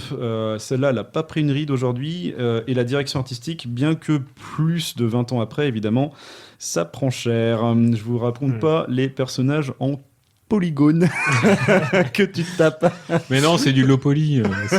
C'est la façon gentille de dire que c'est moche. T'avais pas de budget. C'est du rétro-pixel art, ouais. Et bon, après, il faut évidemment, quand on place les choses dans leur contexte, à l'époque de la Dreamcast, c'était déjà c'était un des jeux les plus aboutis techniquement parlant. Même si, vous voyez, sorti sur GameCube à peine 2-3 ans après, direct, déjà, ça avait pris cher. Enfin, direct, quand c'était ressorti sur GameCube, c'était genre, non mais les gars, faut arrêter. Enfin. Donc voilà. Sur GameCube, c'est pas un remake ou un remaster? Alors, c'est juste un remaster. La GameCube, c'est quoi 3-4 ans plus tard, mais clairement, ça a été la vraie évolution parce qu'il y a eu un trou noir de 5 ans dans les consoles entre Dreamcast et ça. Parce que... Ah, bah, il y avait la PS2 par contre, non. Ouais, la PS2 la PS2 est sortie entre temps, tout chopé. Ah, bah, ouais, pardon. Elles sont sorties en même temps, la Dreamcast et la PS2. Et du coup, Sony a tout. Non, la Dreamcast sort bien avant la PS2. Quelques temps, un an avant. Digresse, on reviendra dessus après. Donc, c'était le monde de la piraterie réinventé. On prend les cache-yeux. Un cache-œil, des cache-yeux. J'ai noté ça comme ça sur ma chronique. J'ai Ça s'appelle des lunettes quand il y en a deux. Ok. Le mec ne voit plus rien. Ah non, monocle, il avait un double monocle. Donc on dit des cache-œil du coup. Je pense, ouais. Donc on prend les cache-œil, les sabres, les costumes de pirates et on tourne ça en quelque chose de technologiquement plus moderne. Donc par exemple les sabres deviennent laser. Le cache-œil a une technologie qui permet de voir, de décoder par exemple l'expérience des ennemis, etc. On prend les galions, comme je vous le disais, du XVIIe siècle, et on en fait des navires volants. Bref, je fantasme toujours ce jeu auquel je n'ai jamais joué. Sérieux Par contre, quel bal je pousse un coup de gueule. On a déplacé d'une semaine pour que tu aies le temps d'y jouer en culé de ta race. Ouais, mais je pensais que tu l'avais fait quand t'étais Oh gamin. non, bah non, En plus, c'est un RPG. on a bien insisté. On a dit, t'es sûr, Angelo, t'as le temps d'y jouer. Hein. Non, Le fils non, de parce qu'il Dieu. voulait faire sa conclusion de merde en fait. quoi. C'est ça la magie, c'est ça. Donc juste aujourd'hui, par contre, aujourd'hui c'est très difficile d'en trouver une copie, qu'elle soit Dreamcast ou Désolé, mais GameCube. je ne vais plus écouter le reste de ta chronique. Ça tourne, alors que ce soit Dreamcast comme GameCube, ça tourne aux alentours de 100 balles pour une version d'occasion, on est d'accord. Donc voilà, c'est mon tour de vous. Envoyez vos thunes à Angelo si vous voulez. Mais non, on va sur des sites de druides. Exactement. Si vous voulez y jouer, je vous recommande chaudement et vivement d'aller sur des bons vieux sites de druides. Mais non, on fait pas ça. On recommande aux gens de payer, bon sang. Et très bien, on fait ça. La Dreamcast, c'est facile à émuler ou Ah oui, tout à fait. Et la GameCube aussi d'ailleurs.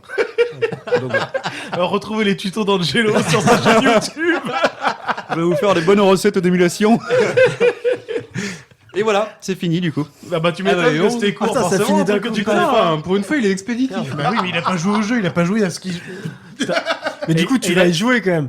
Ah bah oui, je compte y jouer, ça c'est sûr. Un jour. Non, jamais. Si, un jour je y jouerai. Oh l'enfoiré. Putain, Qui c'est qui lui explique Non, l'intérêt mais des recos? il a sa vision d'enfant qui n'a pas la console qu'il veut ou pas la bonne cartouche parce que C'est ses ça. parents à Noël lui ont offert le jeu pourri. C'est ça la magie. Mais tu voulais bien un jeu de pirate. Bah, du et coup, lui ont offert un truc tout c'est nul, bien ça, il nous reste du temps pour débattre. Dreamcast, Mais quand ça n'y sort. N'y joue pas par contre. Parce que tu vas 128 peut-être être déçu. Alors, il y avait des vidéos sur YouTube justement de mecs qui étaient des die-hard fans et du coup ils y jouent 20 ans après et ils se disent non, ça reste trop cool, mais par contre, clairement, un gamin d'aujourd'hui joue, c'est un fact pour lui. Mais non, moi je compte vraiment y jouer. Alors, c'est quoi, Franchement, je me suis refait Die Hard. Bah, jouabilité, non alors pas le gameplay, bien qu'il soit un peu, c'est du JRPG typique, donc c'est très, rigide sur le gameplay, mais plus l'aspect technique en fait, qui est pour les gamins d'aujourd'hui, c'est dégueulasse quoi. Enfin voilà. Ouais, Ils sont trop exigeants maintenant. Moi, on a tous tapé Ocarina of Time. Oui, mais parce qu'on a grandi avec ça, capable de- mais les gamins qui n'ont pas grandi avec ça, c'est Non mais juste attends, dégueulasse pour c'est eux. pas toi qui va nous faire un coup. Ah, les gamins d'aujourd'hui, tu t'es le premier à nous dire qu'il faut les qu'il faut les Tu penses- les retards, les départs. Non, mais tu penses que Titouan ne jouerait pas Titouan, si tu les écoutes, on sait que t'as triché, Titouan. non. Je pense pas que Titon il écoute grand chose. Non, il va tricher, Titouan. Il triche demain. Alors, Ah bah non, je l'ai gaulé avant qu'il triche surtout. Titouan, les verbes irréguliers, ça s'apprend. Et donc bordel. du coup la question sur la Dreamcast, Pedro, que tu voulais poser. Oui, 128 bits quand ça sort. Alors ça sort Ah, 128 très bits, ça longtemps faisait avant la beaucoup. PS2 parce que moi je me rappelle que Un an ou deux, à tout max. Ouais, Pour bah, moi, un an pas plus. Et on va enchaîner sur Charlie, qui va nous parler d'une des références ultimes des mangas shonen. À moins de vivre sur une île déserte, vous en avez forcément tous déjà entendu parler au moins une fois. Qu'est-ce que c'est? Ah ouais, et puis un manga shonen qui a mis une pilule à l'île au trésor, je pense. En termes de vente, oui, je pense qu'il y a moyen de. Oui. Oh, attention. Chute du on en mousseux. reparlera de ça. Non, c'est pas chute du Parce mousse. que l'île au Non. trésor, ma grand-mère elle l'a lu. Hein. Ton shonen, je suis pas sûr. Et Oui, alors, mais ça on veut en dire revient que en c'était millions plus vendu d'exemplaires ou pas, vendus, je pense que oui. C'est con ce que tu viens de dire. Bah non, bon, bref. Alors, donc moi je vais vous parler de One Piece. Alors, j'espère que au moins tout le monde connaît un peu l'image de One Piece, parce qu'il y a des gens qui n'aiment Moi, pas les mangas. j'ai qui que des n'aiment pas, images en voilà. tête, mais je connais pas. Je vais du commencer tout par- l'histoire. J'ai envie de chanter le générique, mais je le Ouais, fais pas. mais- Ah, moi, J'ai je vois un très mec envie. avec un chapeau de paille. Voilà, mais c'est Exactement. c'est vraiment- On est Un du jour, même je niveau, serai quoi. le meilleur dresseur. En fait, ouais, je confonds un peu avec Pokémon. Ouais, Du coup, juste pour commencer, des chiffres et des infos pour montrer Et des lettres. tout ce qu'il y a. Donc, ça a été créé par Eiichiro Oda le 22 juillet 1997 et c'est toujours en cours de sortie. Et oui. Déjà.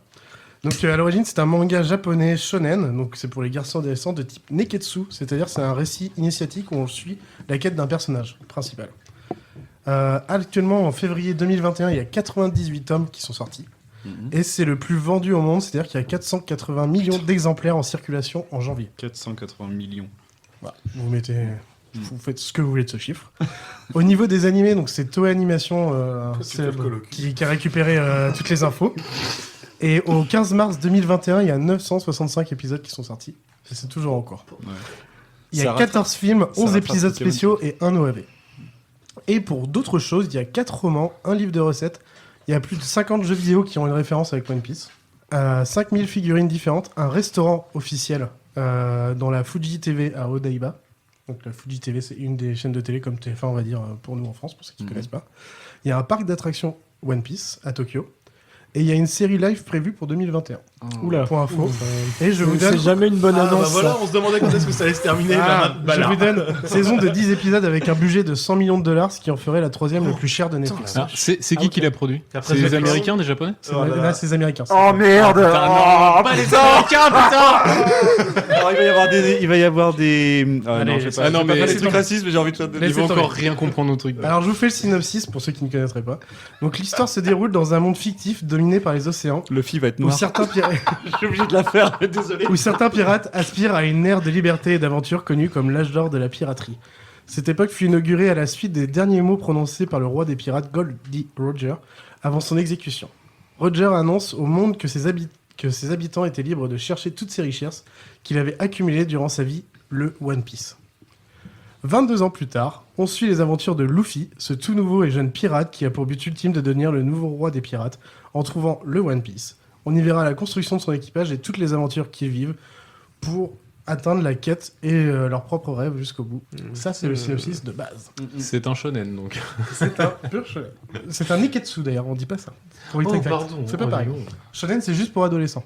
Neketsu, c'est on suit un récit initiatique de quelqu'un. D'accord. Ouais. Je vais vous faire un petit aspect géographique, parce que je dis c'est un monde dominé par les océans. En fait, c'est vraiment très bizarre, le monde. Donc vous avez cette grosse boule qui est la Terre. Vous mettez que des océans partout. Par contre, vous mettez un gros continent montagneux qui fait juste le tour du pôle sud au pôle nord, comme ça, une grosse ligne, qu'on appelle Red Line. En perpendiculaire au niveau de l'équateur, vous imaginez un autre océan qui s'appelle Grand Line. Et tous les 4 autres parties, ça va s'appeler North Blue, South Blue, East Blue et West Blue. Et ça fait 5 océans et une grande chaîne montagneuse. What? Je me la referai, pardon. Okay. C'est la planète dessinée par un enfant de 4 ans qui a la flemme de faire une croix, c'est une ligne, c'est une chaîne montagneuse. Okay, ça y est, je l'ai. Une autre ligne, c'est un grand océan. Et les 4 parties, c'est d'autres océans qu'on nomme. D'accord. Voilà. Okay. C'est comme ça. Okay. C'est très simpliste. Et bien sûr, au milieu, t'as des îles et autres, mais c'est vraiment les grosses parties qu'on parle. Donc ça, c'est la partie géographie. Je vais vous parler aussi des fruits du démon avant de partir sur d'autres détails. Qu'est-ce que c'est un fruit du démon? En fait, c'est un fruit légendaire donnant des capacités spéciales à celui qui l'a mangé. En fait, la contrepartie, déjà, c'est qu'on est condamné à ne plus pouvoir nager. C'est assez chiant, sachant que tout le monde est assez... Mais c'est un monde aquatique. Mais tu as un pouvoir assez particulier. Et il y a un seul exemplaire pour chaque fruit. C'est-à-dire que si quelqu'un l'a mangé, impossible qu'il existe autre part. Il n'y a pas 36 000... il y en a un seul pour chaque. Un fruit donne un pouvoir et parce qu'en fait, tu as différents types de fruits. Non, mais alors ça en fait des... Ouais. Okay. T'as des paramécia, donc c'est les types, on dit système surhumain. Donc c'est-à-dire que par exemple, ça peut te donner un corps en caoutchouc, ça peut te transformer en une personne qu'on a touchée. Tu touches quelqu'un, tu peux te transformer en lui, par exemple. C'est avec des effets constants. Ouais, c'est constant. Bah non, mais après c'est toi qui les gères quand même. Mais je veux dire, t'es en caoutchouc, mais je veux dire, tu fais pas n'importe quoi. Au bout d'une heure, c'est pas fini, quoi. Tu peux vivre. Une fois que t'as digéré ton fruit, c'est pas fini. Jusqu'à temps que tu crèves. Et par exemple, tu peux contrôler l'électromagnétisme, qui peut être cool. Pratique. T'as les zoan, donc les systèmes animaux, c'est-à-dire que tu peux te transformer par exemple en léopard, en renne, enfin ça dépend ce que t'as bouffé comme fruit. Et t'as les logia, qui sont connus pour les plus puissants parce que c'est les systèmes nature. Les plus rares. C'est-à-dire que tu peux être un homme de sable, de glace, de fumée et autres. Donc tu es déjà intouchable de base, de leur origine en tout cas, sauf s'il y a un point faible en face, mais normalement de base tu n'es pas touchable. Ça c'était pour un côté, on vous met dedans. Et là je vais vous parler d'abord de l'équipage. Et je vais juste vous parler des 5 personnes. Excuse-moi, pardon. Non, j'ai imaginé un mec se déguiser en Omar Sy, tu sais. Ah bah oui, carrément.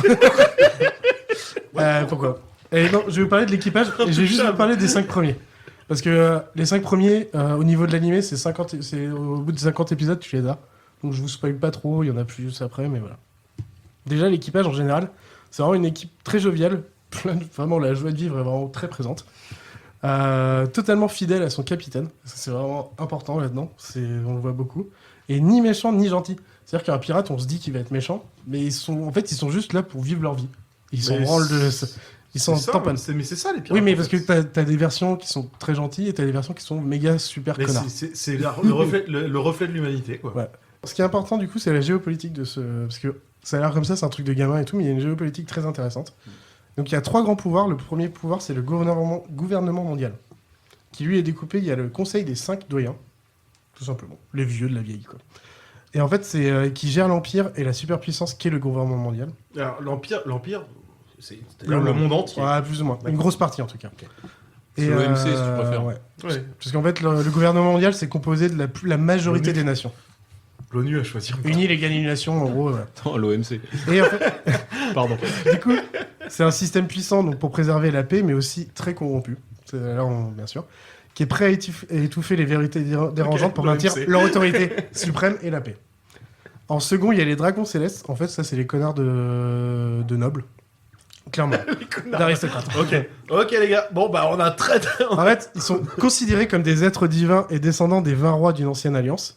Mais par contre, ils sont égoïstes, cruels, sadiques, dépravés et égocentriques. Et ils défendent l'esclavagisme, le racisme et l'eugénisme. Donc c'est eux les méchants de l'histoire. C'est des fils de pute. C'est pas eux les méchants de l'histoire, mais c'est des fils. La légende prétend qu'ils s'est inspiré des Balkany pour ça. Et bien sûr, il y a la partie militarisée, donc qu'on appelle la marine et qu'on verra beaucoup plus. Parce que la marine, c'est différents niveaux. Tu as le chef d'état-major, l'amiral en chef, les amiraux et tout. Ça, c'est vraiment classique militaire qu'on peut connaître jusqu'au matelot au plus bas. Et eux, ils sont là pour protéger la population des pirates et faire régner la paix qui a été décidée par les 5 doyens et par les dragons célestes. C'est la partie armée, quoi. Et elle fixe aussi les primes sur les pirates, qui est une chose très importante. C'est-à-dire, chaque pirate qui a vraiment fait des conneries a une prime, et ça permet un peu de donner un niveau de puissance ou de dangerosité, ce qui est deux choses différentes. Tu peux être très dangereux sans avoir vraiment de puissance, et avoir beaucoup de puissance... si tu as beaucoup de puissance, normalement, tu es assez dangereux quand même. Mais tu peux être une prime, c'est-à-dire si on capture un exemple prime, simple. Un exemple simple, Luffy il commence à 0. Il fait un peu de la merde et tout, on le voit. Il arrive à 30 millions. D'accord. Là, maintenant, il a défoncé du lourd. Il a 1,5 milliard. Et en fait, je vais vous parler justement des 4 empereurs derrière. Les 4 empereurs, c'est 4 pirates qui sont connus de la marine et qui sont très puissants. Ils ne les touchent pas parce qu'en fait, ça permet de préserver un peu la paix parce qu'eux, ils gèrent une autre moitié. Ça fait un équilibre. Et eux, chaque empereur a une prime de plus de 2,5 milliards. Mais ça donne une idée en fait. Mais c'est les armes nucléaires finalement. Ça y touche. En fait, Luffy est en passe de devenir un empereur. Par contre, j'ai pas compris la différence entre la puissance et la dangerosité. Parce que par exemple, en fait, alors ça va venir par rapport au mystère, mais quelqu'un qui serait dangereux pour eux, mais qui a pas spécialement de puissance, tu peux lui mettre une grosse prime parce qu'on veut le récupérer, on veut le buter. Ah, ça dépend de ses intentions aussi. Ouais, voilà. Ok, c'est ça qui va être le nerf de la guerre.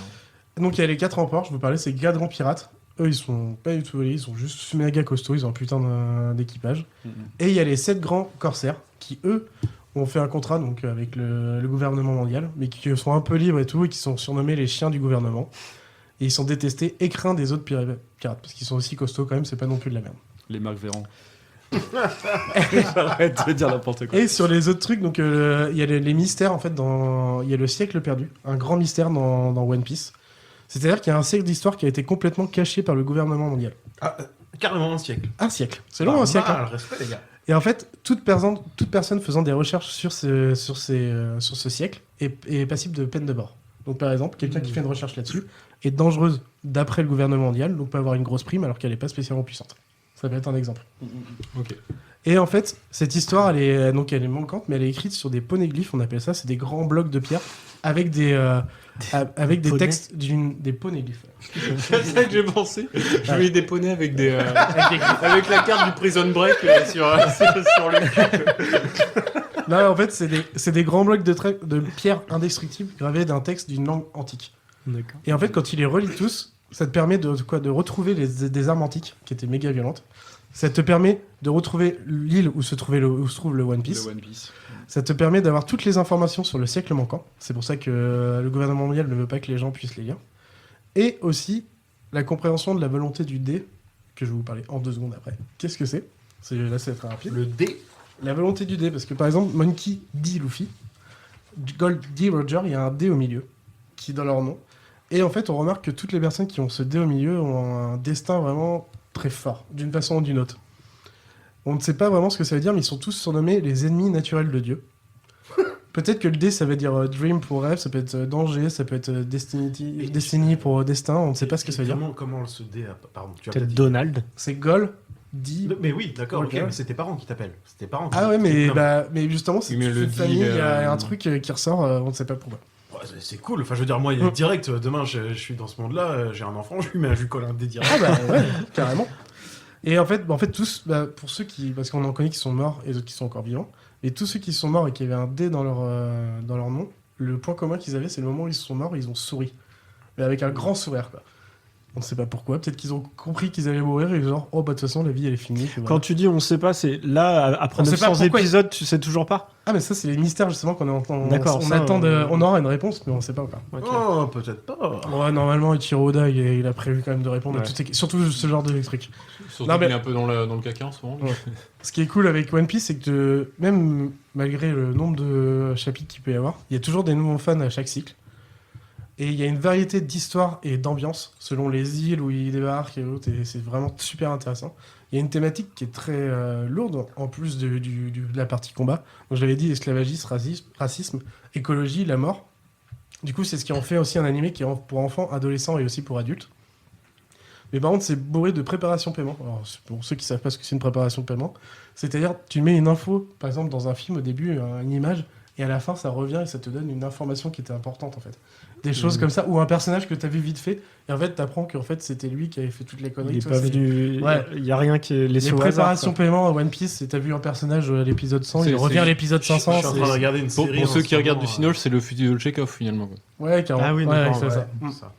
Non mais franchement c'est une diversité des personnages et des tribus. T'as les longs bras, les hommes poissons, les travestis, les géants, c'est vraiment... Oui, t'as l'île des travestis quand même. Mais oui, elle est trop bien. drôle. Elle est trop drôle c'était. Ouais. Mais voilà, franchement c'est ouvert, c'est pour tout le monde. Ça vaut le coup de s'y mettre, même si ça fait peur, je comprends, parce qu'avec tout ce qu'il y a. Bah moi c'est parce qu'il y a trop d'épisodes que je me lance pas dedans. C'est ça, c'est pareil, c'est le volume à ingérer rapidement. Quand on est dedans, on a l'impression de faire partie de la famille, de l'équipage de Luffy, quoi. T'as vraiment, tu t'en fais partie, quoi. Alors moi j'ai jamais vu les animés, mais pour le coup par contre j'ai tous les bouquins en numérique. Et en fait quand tu commences à les lire, tu rentres dans une faille spatio-temporelle. Tu te rends pas compte que tu les manges en fait tellement tu les enchaînes. Donc c'est un retard que tu rattrapes très vite en fait. Voilà. Du coup en termes de bouquins c'est quoi, c'est 98 bouquins. Oh, 98, ouais, 98 et en épisode 960 actuellement. Fois 20 minutes. Alors par contre faut regarder des cailles qui réunissent des trucs parce que sinon c'est chiant. Parce que vous avez eu... Mais attends, pour faire 900 bouquins pour 98 volumes, c'est qu'ils ont foutu les fillers. Pas tant que ça en vrai. Non, franchement pas tant que ça en plus. Du coup, si je lis juste le tout premier, est-ce que y a moyen d'accrocher direct ou faut se lancer un petit peu de 3-4 Ah non, mais oui, totalement. C'est comme Dragon Ball. Les premiers volumes, c'est aussi débile et drôle que Dragon Ball. Mais vraiment. C'est vrai que Dragon Ball, t'accroches. Au début, Luffy, c'est un enfant. C'est vraiment comme Dragon Ball, c'est genre Zizi Prout. Non, mais c'est débile. Contre, c'est super drôle. Reste toujours mais attends, parce que aussi, il y a ça. Au début, c'est vraiment très débile, parce que c'est vraiment la présentation de chaque perso. Et il faut que l'équipage se monte, parce qu'il est tout seul. Et du coup, il faut qu'il rencontre les personnages. Voilà, ça va très très vite. Tu vas rencontrer du personnage. Le premier chapitre, c'est la cicatrice de Luffy. Pourquoi il a une cicatrice sous l'œil? C'est parce qu'il veut être un pirate. Donc il va dans un pub où t'as les pirates, ils sont bourraches, ils sont là, ouais, je veux être un pirate. Non mais casse-toi, môme, t'as 3 ans. Ouais, mais allez, regardez, je suis un vrai pirate. Il prend un couteau, il se le fout sous l'œil, puis il pisse le sang et tout. Ils sont là, mais t'es con ou quoi, putain? C'est débile. C'est accrocheur, comme première scène. Après aussi, ceux qui vont être intéressés par le côté débile, franchement, très très rapidement, t'as la partie Alabasta. Où là on va parler de géopolitique, même si derrière t'as toujours du drôle. T'as un moment ça va être genre 10 épisodes très drôles, je parle en animé, et 20 épisodes très sérieux, machin. Enfin c'est toujours... Quand tu veux tenir sur la longueur, faut varier.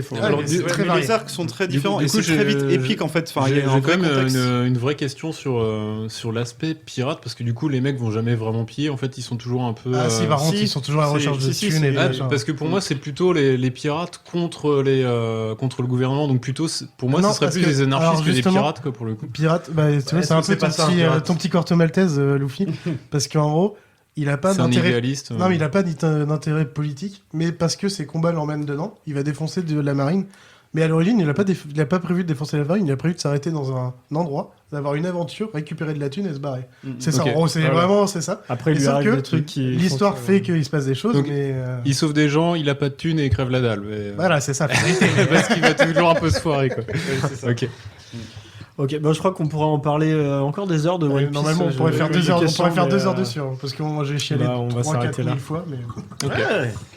Bon voilà, on a fait le tour des œuvres que vous avez choisies sur la piraterie, des œuvres assez assez représentative, j'ai envie de dire. Pourquoi tu prends cette J'ai voix pas du tout prévu de conclusion, en fait. Putain, il a pris de brûler, quoi. Il a pris sa voix de C'est la voix de l'improvisation. Ah oui, c'est la voix de l'improvisation, ça. Bonsoir, nous sommes Bruno. Il est 6h-9h sur Skyrock. J'ai vu sur mes notes, c'est écrit Salut, conclusion, il y a rien. Et ce soir à Nagano, ça part complètement en cacahuète. Ton Donc, corps du coup, change, ça n'est pas sale. Donc voilà, est-ce que vous avez quelque chose à ajouter du coup sur le thème de la piraterie On a pour beaucoup revenir parlé sur les là-dessus. pirates Du coup, j'avais beaucoup hésité justement à parler de Corto Maltese et puis je me suis dit que ça collait pas trop, que ça collait pas tellement au truc un peu historique et fantasmé du pirate, donc j'ai pas mentionné, je l'ai pas abordé comme ça tout de suite, mais du coup je voulais quand même en parler. Donc Corto Maltese, c'est quand même de belles histoires de pirates. Lisez-les, regardez les films ou je sais pas, écoutez les BO aussi qui sont très cool. On a fait l'impasse sur la musique, mais il y a des groupes de pirate rock. Voilà, il y a des groupes. Et c'est super drôle. Il y a des très bons Ouais, pirates rock, clairement. en plus. Moi, je voulais vous parler rapidement des camarades des pirates qu'on n'aura probablement pas l'occasion de chroniquer, qui sont les corsaires. Juste peut-être pour faire une petite précision aux gens qui ne le sauraient pas, les corsaires en fait sont plus ou moins des pirates, mais ils ont une lettre de recommandation, du roi. La lettre de marque. La lettre de marque. Pour les Anglais en même temps, par contre. Ça marche que pour les Anglais. Qui les autorise à piller les navires ennemis en cas de conflit, notamment. Voilà. Non, t'avais des corsaires de tous les états. Ouais, mais la lettre de marque, je crois que c'est vraiment pour les Anglais. Ah oui, Ouais, oui, mais ils avaient forcément une recommandation. On avait le même système à peu près partout. Et oui, c'était des chasseurs de pirates comme Mendoza par exemple, qui était et moi, le plus fameux chasseur de pirates. Ça me tient à cœur parce que je viens d'une des premières cités corsaires au monde. Saint-Malo. Bruxelles. Pour Pépé qui revient toujours sur la Belgique. En gros, le mec c'est pas en Suisse. Le mec se vend d'être un des premiers collabos, quoi. Pas vraiment. C'est pour ça que t'as un accent belge. Mais d'ailleurs, Saint-Malo, c'est là qu'il y avait. C'est Gourcuff ou Surcuff Surcouf. J'étais perdu là. Surcouf. Non, mais qui est un des plus grands corsaires. Enfin, mine de rien, les plus grands corsaires étaient français parce qu'ils pillaient. Gourcuff, c'est le mec qui se pétait la cheville en promenant son chien. Oui, non, lui, il était pas riche, lui, pour le coup. Ouais. Mais non, mais pour le coup, c'était les plus riches. Des fois, ils étaient plus riches. Ils avaient une richesse estimée au-delà de celle du roi de France parce que les mecs, ils passaient leur temps à piller les Anglais. Alors, non seulement ça, mais en plus, c'est pour revenir rapidement là-dessus. Sur les corsaires, tu disais collabo Momo. Alors c'est vrai que ça m'a posé problème. Moi, à un moment donné, je me suis un peu renseigné. Il s'agissait de piller les Anglais, on était d'accord. Pour la blague, je me suis renseigné un petit peu. Bon, non, en fait, c'est clairement, c'est juste une entreprise qui vendait un service à l'État, clairement. Mais en fait, tout le monde s'y retrouvait parce que les mecs, ils se faisaient du pèse et le roi de France, ça permettait d'affaiblir les Anglais. Et puis surtout, t'étais peinard, en fait. Et puis t'étais pas poursuivi par ton gouvernement. Les mecs détournaient aussi au passage, parce bah, que quand ils chopaient les pirates, ils clairement. gardaient un petit peu pour leur Très guerre. clairement. Oui, c'était des malins. Et ça a donné, donc et ça je vous laisserai aller vous renseigner, messieurs, dames, mais ça a donné la fameuse histoire de la ville de Saint-Malo qui est devenue un pays pendant quelques années. D'accord. Voilà, Pays. cette histoire corsaire. Ouais, tout à fait. Le fameux Bon, pays. il faut extrapoler pas mal, mais je vous laisse aller. Le Nassau consulter tout ça, français. c'est très cool. Et il y a un excellent épisode également. La c'est Bretagne, pas on une l'appelait reco New que j'en fais, Providence mais à l'époque. La si vous Bretagne, voulez New Providence. si vous voulez en savoir plus sur les pirates de façon un peu plus sérieuse que ce que nous on a pu faire, enfin, à côté un peu plus C'était très historique. sérieux. Oui, bien sûr. Il y a une excellente chronique de 15-20 minutes, purement historique, là, qui est pas sur la pop culture, dans l'excellent podcast Pardon Maman, voilà, du mois dernier, donc de février. Ok, très bien. Écoutez ça. Non, puis seulement être curieux aussi, c'est cool. Très bien, messieurs. Est-ce qu'on se ferait pas une petite pastille Mais oui, c'est vrai ça. Pas une petite pastille. Bah, mon c'est cher moi Pépé. qui vais vous la faire. Peut-être faire que tu fais semblant de faire des Allez-y, lancements. capitaine de Mais bateau, non, la attends, voir Pépé. Pépé, t'as oublié le quiz. Le sexe, moussaillon. And now for something completely different. Juger les gens sur leur religion, c'est mal. Sur leur couleur de leur peau, sur leurs origines sociales ou sur leur nationalité, c'est mal. À l'occasion, je vous mettrai un petit coup de polish. On n'est pas bien là à sucer des pastilles Vichy, Jack. Donc la pastille, moi je vais vous parler des mœurs et coutumes des pirates et leur représentation dans la pop culture. Le viol, la ken, la sodomie. Eh ben non mon petit gars. Parce que les pirates Alors, n'étaient on va pas encore avoir si le même violents échappé et sur le- anarchistes que le laissent penser les œuvres de fiction. Et non. Déjà ce qu'il faut savoir c'est que le pirate est avant tout un très bon marin, avant d'être un guerrier. Réputé pour être parmi les plus fins navigateurs. Il joue... Il faut que j'arrête de prendre des voix cheloues. Du coup, je repense à toi quand tu dis les sexes, moi j'aime bien. Raymond Poulidor. Donc le pirate joue sur la peur qu'il inspire pour provoquer une reddition rapide et sans conflit armé. Il ne verse le sang que lorsqu'il y est forcé. Parce qu'il y tient à sa vie, bien qu'il sache dès qu'il s'engage qu'elle sera courte mais joyeuse. Car oui, être pirate, c'était la plupart du temps un choix. Le choix d'une vie de hors-la-loi, mais probablement le meilleur choix pour survivre en mer et pour vivre heureux à l'époque. Je vous parle de l'âge d'or de la piraterie. Hein, Et puis dans la Jamaïque, voilà, t'es dans les Caraïbes, quoi. Donc ce ne sont pas des canailles sans scrupules, car ils ont un code, la chasse-partie, dont je voudrais vous parler. En effet, sur un navire pirate, toutes les décisions, donc la destination, l'objet de l'expédition, les primes, etc., sont prises quelques jours avant le départ, l'équipage et le capitaine concluant un contrat chasse-partie, mettant l'accent sur les valeurs privilégiées par la société pirate, qui sont l'égalité, le mérite, le courage et le libre consentement. Donc cette charte est signée en jurant sur la Bible ou sur une hache, selon c'est au choix. Donc divers codes pirates ont existé, mais ils s'appliquaient généralement à la navigation des navires individuels plutôt qu'à la pratique de la piraterie en général. Donc dans Pirates des Caraïbes, quand il y a tous les plus grands pirates qui se réunissent autour d'un fameux livre énorme avec écrit Code de la piraterie ou genre Codex, ça c'est du gros bullshit. Ça c'est bien sur ce projet. Voilà, mais ça fait rêver. C'est pour la fiction, mais pour le côté Black Sails ou le côté où genre ton équipage il a choisi de venir vers toi, t'as un côté politique et là tu le vois très bien dans Black Sails. Ouais, ça, récupérer il est bien. Donc voilà, c'était avant tout un choix. Ouais, c'était plutôt par le prestige du capitaine. Oui, mais c'est un côté politique. Aussi, et du coup, je pense que la chasse-partie, c'est la chasse-partie, du coup, la charte qui signait au début, qui allait les décider à venir ou pas. Donc on a une chasse-partie assez célèbre, c'est celle de Bartholomew Roberts. On peut y lire, dès le début, chaque pirate pourra donner sa voix dans les affaires d'importance et aura un pouvoir de se servir quand il voudra dans des provisions et des liqueurs fortes nouvellement prises. Donc on voit dès le premier article, on annonce la couleur et pas n'importe laquelle. Le rhum du monde. Celle de la démocratie, la vraie. Celle de la France du général de Gaulle. La fameuse. Mais en beaucoup mieux. Mais là, c'est pas du tout. En fait. C'est même pas de la démocratie, c'est limite de l'anarchie. En gros, tu fais ce que tu veux, quoi. Non, parce que justement, il y a des règles qui sont. Voilà, c'est pas on fait tout ce qu'on veut, c'est on choisit ensemble. Ah, excuse-moi, j'avais mal compris. Déjà, il y a un droit de parole pour tous. Oui, j'avais mal compris. Les décisions sont. Charte scout, si tu veux, que. Et les décisions sont prises en commun, donc t'as un principe d'élection, en fait, tout est décidé par vote. Okay. Un partage équitable des bénéfices. Donc on parle bien ici de justice pour tous, en fait. Finalement, un principe qui est assez peu représenté dans la pop culture. Le capitaine étant souvent le badass, c'est ce que j'ai ressenti. Peut-être que vous avez des contre-exemples. Pour moi, One Piece, justement, non.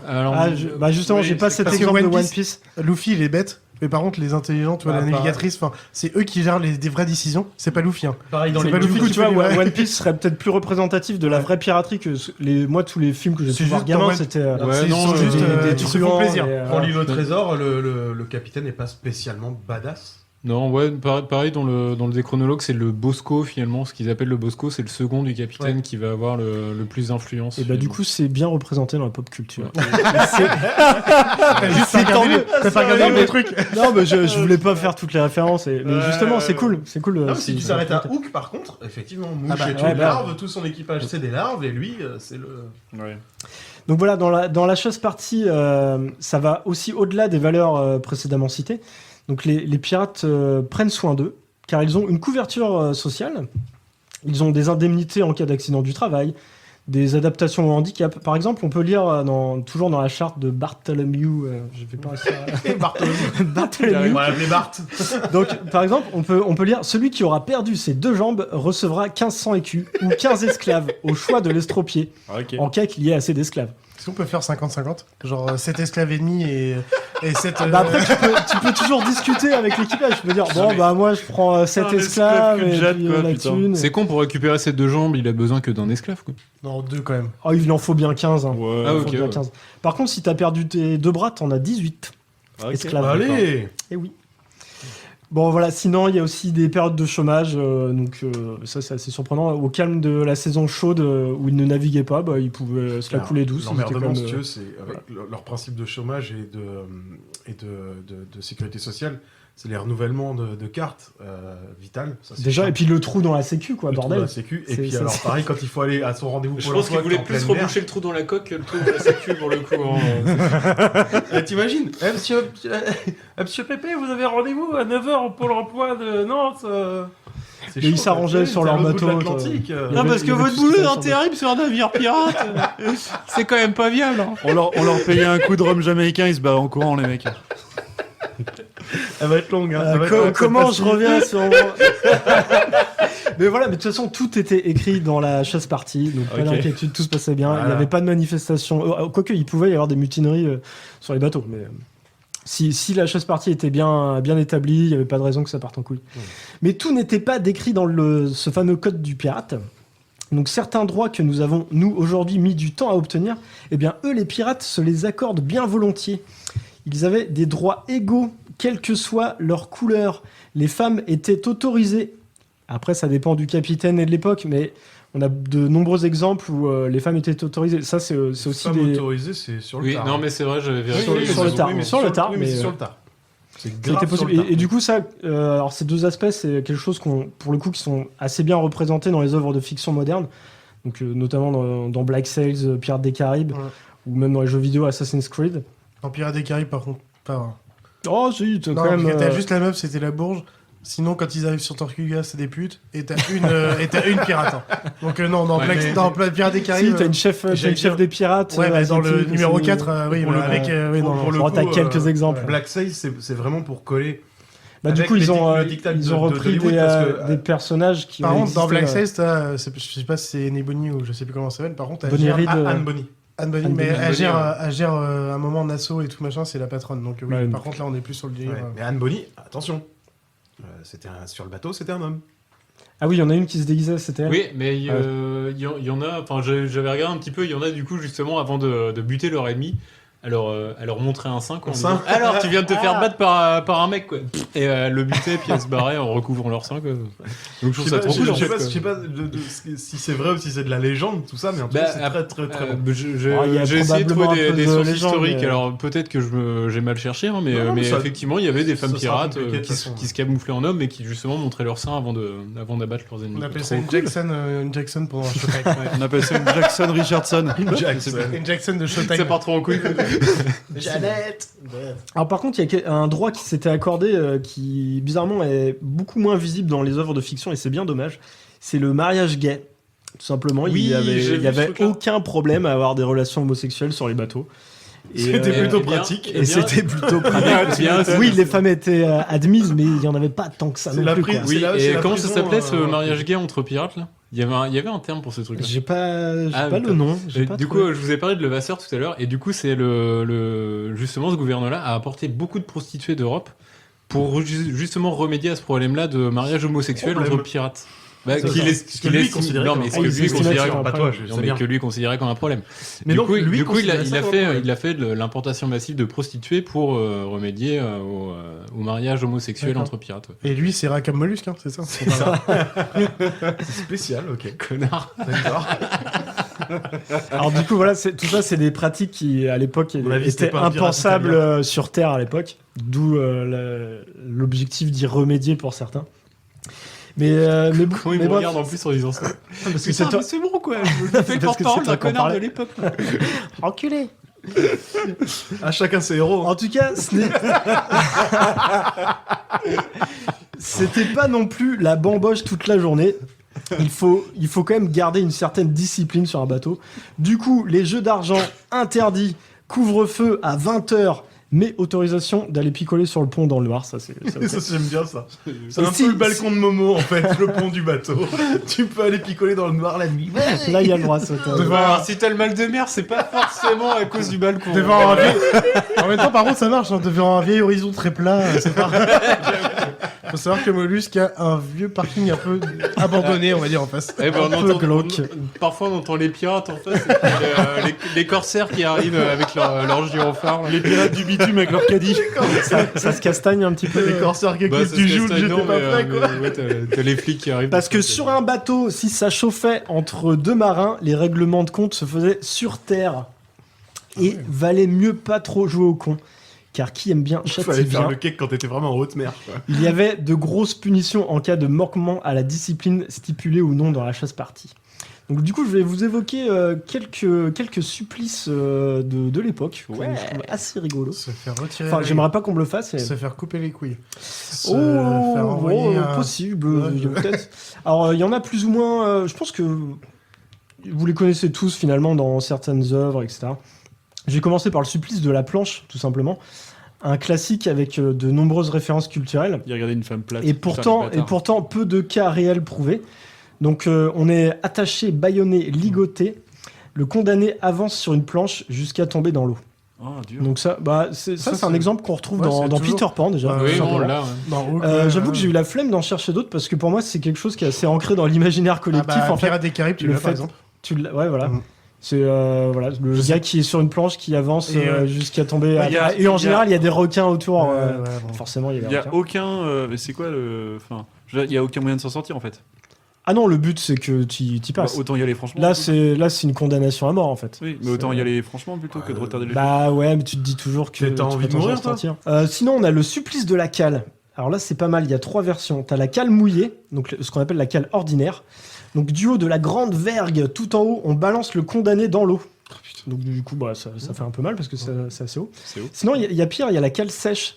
Donc c'est la même chose, mais avec une corde qui s'arrête juste avant de toucher l'eau. Ah, l'horreur. Du coup, le condamné se retrouve Il se totalement défonce contre, désarticulé. En ouais, fait, ouais, Et, d'accord. il touche pas l'eau. C'est quoi ces merdes? Il est arrêté. Ah, mais c'est dégueulasse. Et mais il y a pire. C'était pas des comiques non plus, les mecs. Il y a pire, il y a- C'était pas le Club Med. Il y a la grande cale. Donc là, c'est un peu plus spectaculaire. On le met dedans, Donc, il fait plim, on- blim, blim, blim. Là, en fait, la corde, Genre, il faisait un ping-pong avec le mec. en fait, la corde à laquelle il est accroché, elle va passer sous le bateau. Et du coup, on le fait passer contre les berniques de la coque. Et du coup, c'est l'équipage qui va tirer sur la corde Déjà pour vu. essayer de le sauver, en fait. Quelle Déjà vu horreur. dans un En fait, film, si tu veux, c'est un petit peu comme si tu perdais au palais que tu devais frotter mais je ton l'ai vu cul dans sur Black la Sail. planche. Non, mais il ressortait de l'autre côté. il disait, Merci pour le gommage. C'est très bien. Oui, c'est dans Black Sails. Je Dans l'ai vu Black dans Black Sails. Sails. Dans Oui, Black putain. Sail, saison 4, épisode 3, donc Ah, il y a une scène de Ouais, grande il y a une cale. scène- Il y a une scène de grande cale. Et, C'est pour ça que quand tu me l'as dit, ça me parle. Oui, putain, dans Black et Sails. en général, il y avait quand même peu de chances de s'en sortir. Parce que Ouais, il est en pas fait, ça juste dépendait en escroqué, fait le de mec. l'équipage s'ils allaient bien tirer sur la corde avec un bon rythme pour Ouais. éviter que tu t'accroches trop dans Ouais, les faut berniques. que ça soit très rapide et. Mais pas trop rapide non plus. Et aussi, mais au même niveau. En fait, Putain, mais Il faut pas que tu te noies entre temps non plus. Faut que le rythme soit au même niveau. Toujours. Parce que en fait, Écoute les si tu fais des experts. non, mais si tu Mais alors, On a beaucoup pratiqué avec Charlie. Exactement. J'ai une vraie question. Est-ce qu'ils lui font faire un tour comme ça systématiquement ou ils font comme ça Non, mais- des Ah non, allers-retours en en bas fait, de la c'est- coque? En fait, il va tomber de la grande vergue, donc c'est vraiment tout en haut du mât. Donc déjà, il a quand même le choc il a de déjà la le chute. choc. Ça, Je crois que dans trop cher, Black déjà. Sails, ils Non, ne ils font le pas font tomber juste tout en tomber, haut. ils le font genre la Ils le- planche. Ils lui font la planche. Voilà, ils lui font la planche. Après, il tombe dans l'eau et du coup, il faut qu'il passe de l'autre côté du bateau et t'as des gens qui sont sur le pont en train de tirer la corde pour le ramener en fait. Sachant Allez, que lui, il est putain, ligoté, hein. il lui frotte la gueule contre la coque avec les berniques. Bah du coup voilà. Lui, il est ligoté. Et après, il ressort de l'autre côté du bateau et normalement, il est pas en forme. Oui, donc sa peau, elle est assainie ou pas? Ah oui, Ah bah oui, il est oui, il est- bon, il ça, est- ça il est partout. Ouais, c'est- Ah bah c'est le premier gommage de. Non, mais quand je de- disais- c'est comme ça qu'on a Quand inventé je le disais, faut gommage. avoir hein, faut avoir le mignon parce que justement dans Black Sails, tu vois, à un moment, ils se ratent. Genre, ils sont pas toujours à la même vitesse. Et bah, du coup, tu vois que le mec il ralentit, du coup, ça fait un effet, et boum, il retombe dedans, il se remet encore plus, qu'en fait, il fait des allers-retours contre la coque. Ah, mais... Alors que si t'es toujours à peu près à la même vitesse, normalement, tu frottes quasiment pas la Ouais. coque, en fait, quoi. Façon de dire. Mais bon, en général, Ouais. tu t'en sortais pas bien et parfois il te faisait faire un deuxième tour si tu t'en sortais trop bien. Ce serait drôle de Il voir. est trop heureux d'avoir survécu, quoi. Ce serait Donc drôle de on a- voir l'intérêt sociologique de ce genre de pratique pour genre de décharger les mecs qui sont en mer Une depuis envie. 6 mois, quoi. C'est clair. Et une envie. Donc du coup, on a Si tu des t'en exemples sors, dans tu Black tapes Sail le- si vous voulez voir à quoi ça ressemble. Il y a aussi Les Révoltés du Bounty qui est beaucoup plus ça, vieux. C'est un bon film ça. Et dans une BD, tu as deux planches qui sont consacrées à cette pratique dans Les Passagers du Vent, tome 1. Je passe à une autre pratique Un peu moins sanglante, mais tout aussi cruelle, le marronnage abandonné sur une île déserte. Ah ou bah un le banc mec de qui vend sable. des marrons à Noël là. Non, Ouais, mais tout seul, mélange des marrons chauds. mais tout seul sur Et une il île les avale. déserte. C'est super cool. Eh bah oui, ça fait depuis le 17e siècle qu'il est là, le mec. C'est moi fini. Donc tout seul. Et sinon, je vais vous marronner. Hein. Arrêtez.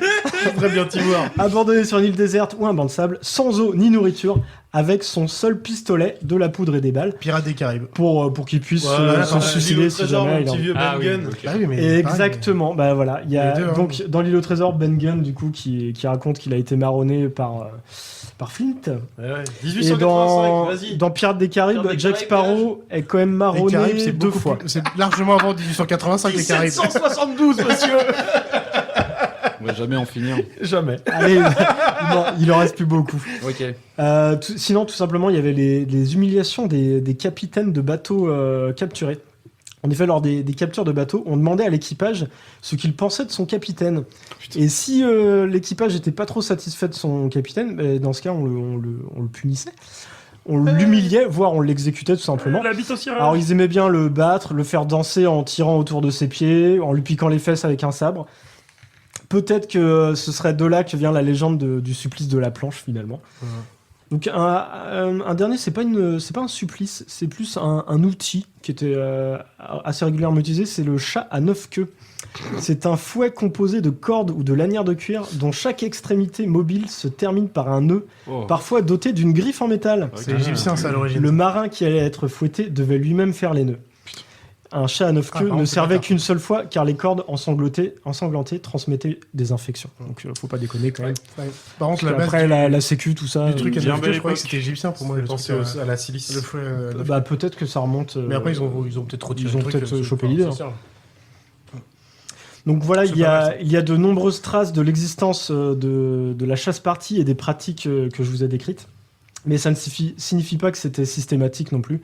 Et la plupart des traces se situent surtout autour des 17e et 18e siècles. Ce qui est certain, c'est que les pirates étaient certes de belles fripouilles, mais ils avaient des valeurs. Une belle fripouille. Voilà, Des j'en petits avais chenapans. plus à dire, mais... C'est vraiment faut m'arrêter. des joyeux lurons, mais pas très très sympas. Ils étaient des coquins quand même. Hein. Ils étaient des coquins. Ah, des petits chenapans. Ils avaient des valeurs pas et des beau, hein. bonnes berniques sur leur coque. des filous. Ah les gars, mais allez voir, regardez Black Sails, elle est vraiment trop bien. Franchement, j'ai très envie. Mais je me suis là, arrêté de à la faire. saison 2, il faut que je reprenne. Et juste, franchement, alors je parle avec un ami juif, on l'a vu. Et maintenant, j'ai rejoint sa communauté. Il le sait, il l'entendra. Il vient nous faire Nadine Ah, Morano, merde, en fait, le mais mec, ça là. sort de nulle part. C'est Non, non. tellement une private joke, ça. C'est clairement une private joke. C'est juste une private Ah, joke. putain. Je veux le garder.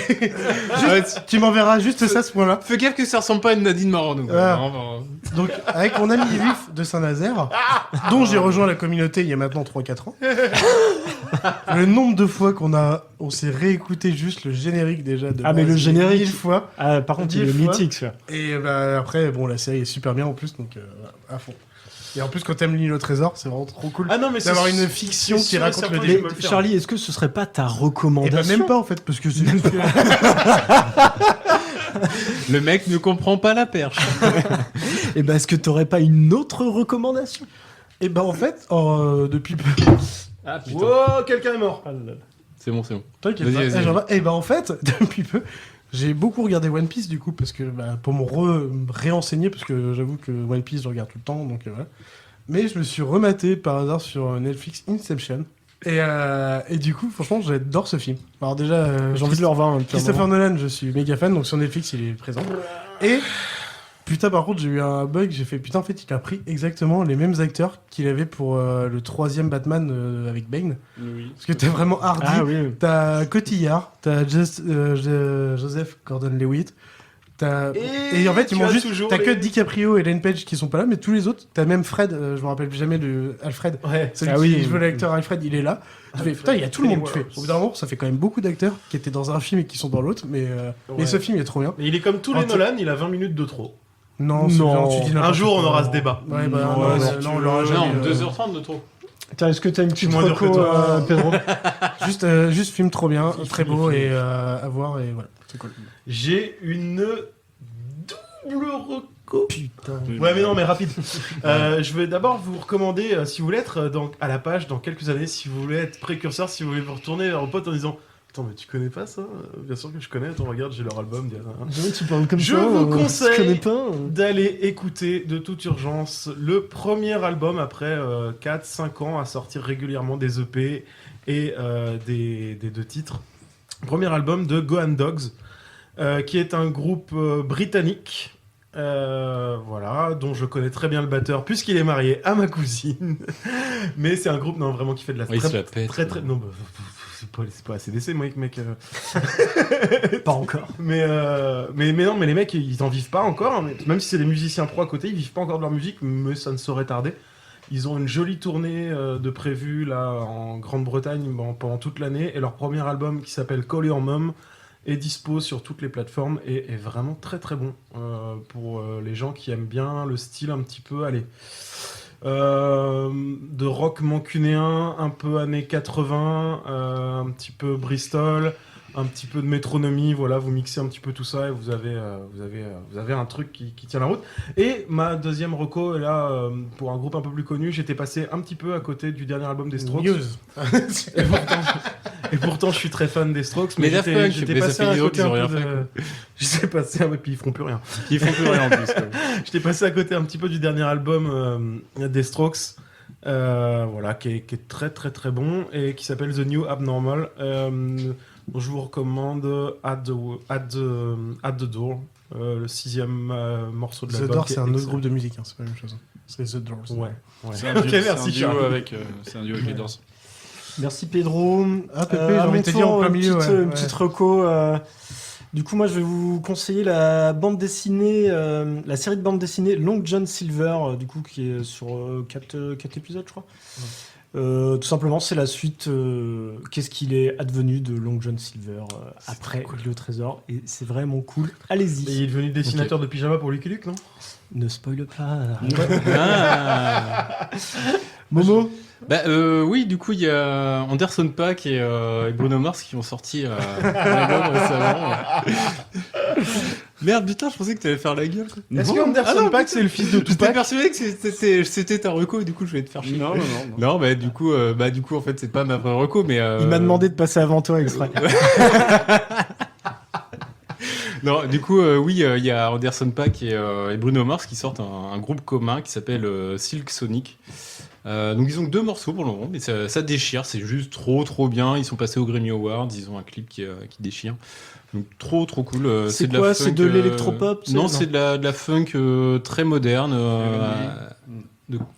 Funk R&B, on va dire. Donc très cool. Et du coup, c'était ma reco pour faire chier Angelo en pensant que c'était la sienne. C'est vrai que vous nous l'avez partagé, c'est très communicatif, je dois dire. C'est super cool. Moi, franchement, j'ai eu le smile pendant un bon quart d'heure où j'ai eu du mal à m'en remettre de ce morceau-là. Je me le suis passé en boucle. Alors ça me fait pas le même effet, parce que ça manque de... L'album est prévu pour quand là? Je sais pas du tout. À venir. Affaire à suivre. Mais ouais, j'ai pris un vrai kiff et ma vraie reco, parce que c'était celle pour emmerder Angelo finalement. Non, c'est toujours Corto Maltese, quoi. Matez-vous le film La balade de la mer salée, ou lisez-vous La balade de la mer salée, ou tapez la BO. Enfin, tout est parfait dans cet univers-là. Donc, il est vachement objectif. Non, en vrai, c'est bien. Fanboy. Il a raison. Il a raison. Et c'est marrant parce qu'il est pas du tout objectif quand il dit Corto Maltese est beau. Oui, non, mais quand je dis que le personnage est beau, oui, je suis pas objectif. Mais je trouve qu'il y a une belle exécution dans tout ce qui est fait autour de Corto Maltese, à part le dernier album que j'ai pas aimé, mais qui n'est pas fait par Hugo Pratt parce qu'il était mort. Mais c'est qu'un avis personnel. Putain. Quelle idée de mourir, quoi. Mais mais allez-y, franchement, La balade de la mer salée, c'est le premier sur lequel taper, il est juste mortel, quoi. Voilà. Merci Mollusque. C'est quoi ce 5-6 volumes? Angelo, une petite reco? Non, pas de reco pour ce mois-ci. Alors, je voulais rigoler parce que Chacha le mois dernier recommandait Stargate. Et je voulais recommander Battlestar Galactica. Voilà, là, je suis en train de recommencer à me les refaire. En même temps, c'est une belle reco aussi. C'est une belle reco. Je recommande les Brigades du Tigre et Chapeau Moi, je venais de les finir, mais si j'avais été au milieu, j'aurais quand même mis ça prend cher, évidemment, ça prend cher en effets spéciaux. Par contre, ce qui est bien avec Battlestar Galactica, c'est que c'est avant tout politique. Donc, c'est avant tout centré sur les personnages. Oui, et c'est donc très bien écrit. Les effets spéciaux, c'est pas grave. Ouais, c'est pas grave. Enfin, s'ils en mettent trop, c'est un peu. Il y en a pas trop, non, parce que c'est vraiment avant tout sur les interactions entre les différents personnages de pouvoir. Et non, franchement, c'est vraiment bien écrit. J'ai du mal à estimer une série de science-fiction qui ait dépassé Battlestar Galactica aujourd'hui au final. En fait, je veux pas trop en parler parce que on va faire un épisode un jour sur le space opéra. Ah, c'est et pas là- sûr. Mais peut-être qu'on. What? C'est pas sûr. Quoi? On sait pas. On sait pas. Pas sûr. Juste pour te faire chier. Bon, on fera sur le Nutella et j'en parlerai quand même. Bon, alors je propose qu'on dégage Pedro de l'émission. Ah putain! Qui vote oui? Oui! Eh, c'est démocratique comme sur un bateau pirate. De toute façon, c'est pas vous qui me virez, c'est moi qui me casse! Oui, bah le supplice de la planche, mon gars. Et je pense que c'est une bonne fin, on vire Pedro. Par Ah, contre, ouais. vu qu'on est confiné depuis 18h, est-ce que je peux quand même rester dormir chez toi, Molus? Ah, mais t'es viré du podcast. Ah, mais je peux rester en auditeur libre? Ah oui, bah non. Je sors mon fouet à 9 On va quand même voir si sous le parking souterrain il y a des berniques, au cas où. Et si vraiment il n'y en a pas, ok, t'es dans le On va le faire passer du deuxième au rez-de-chaussée avec une ficelle. Des berniques, je suis à peu près sûr qu'il y en a, et toute autre sorte de saloperie, j'espère juste que t'as pas de corde. Moi, je sors ma queue à 9 glands. Ça va chier. Bon allez, je coupe l'enregistrement là, ça devient n'importe quoi. Allez, salut, bande de Salut, connards. les gens. Allez, salut. Bisous.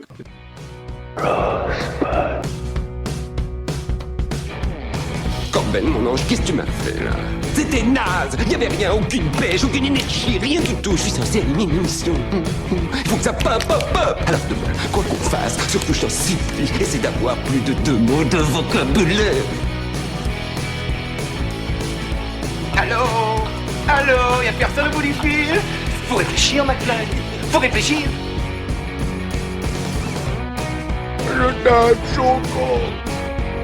Je me souviens, quand j'étais petit à la maison, le plus dur, c'était la fin du mois. Surtout les 30 derniers jours, vous voyez. Ça va trancher, chérie.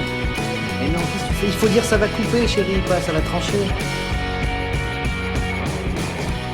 Hasta la vista, baby. Bon, il te reste un peu de samplon 98. C'est bon, cette connerie en fait, avec du recul.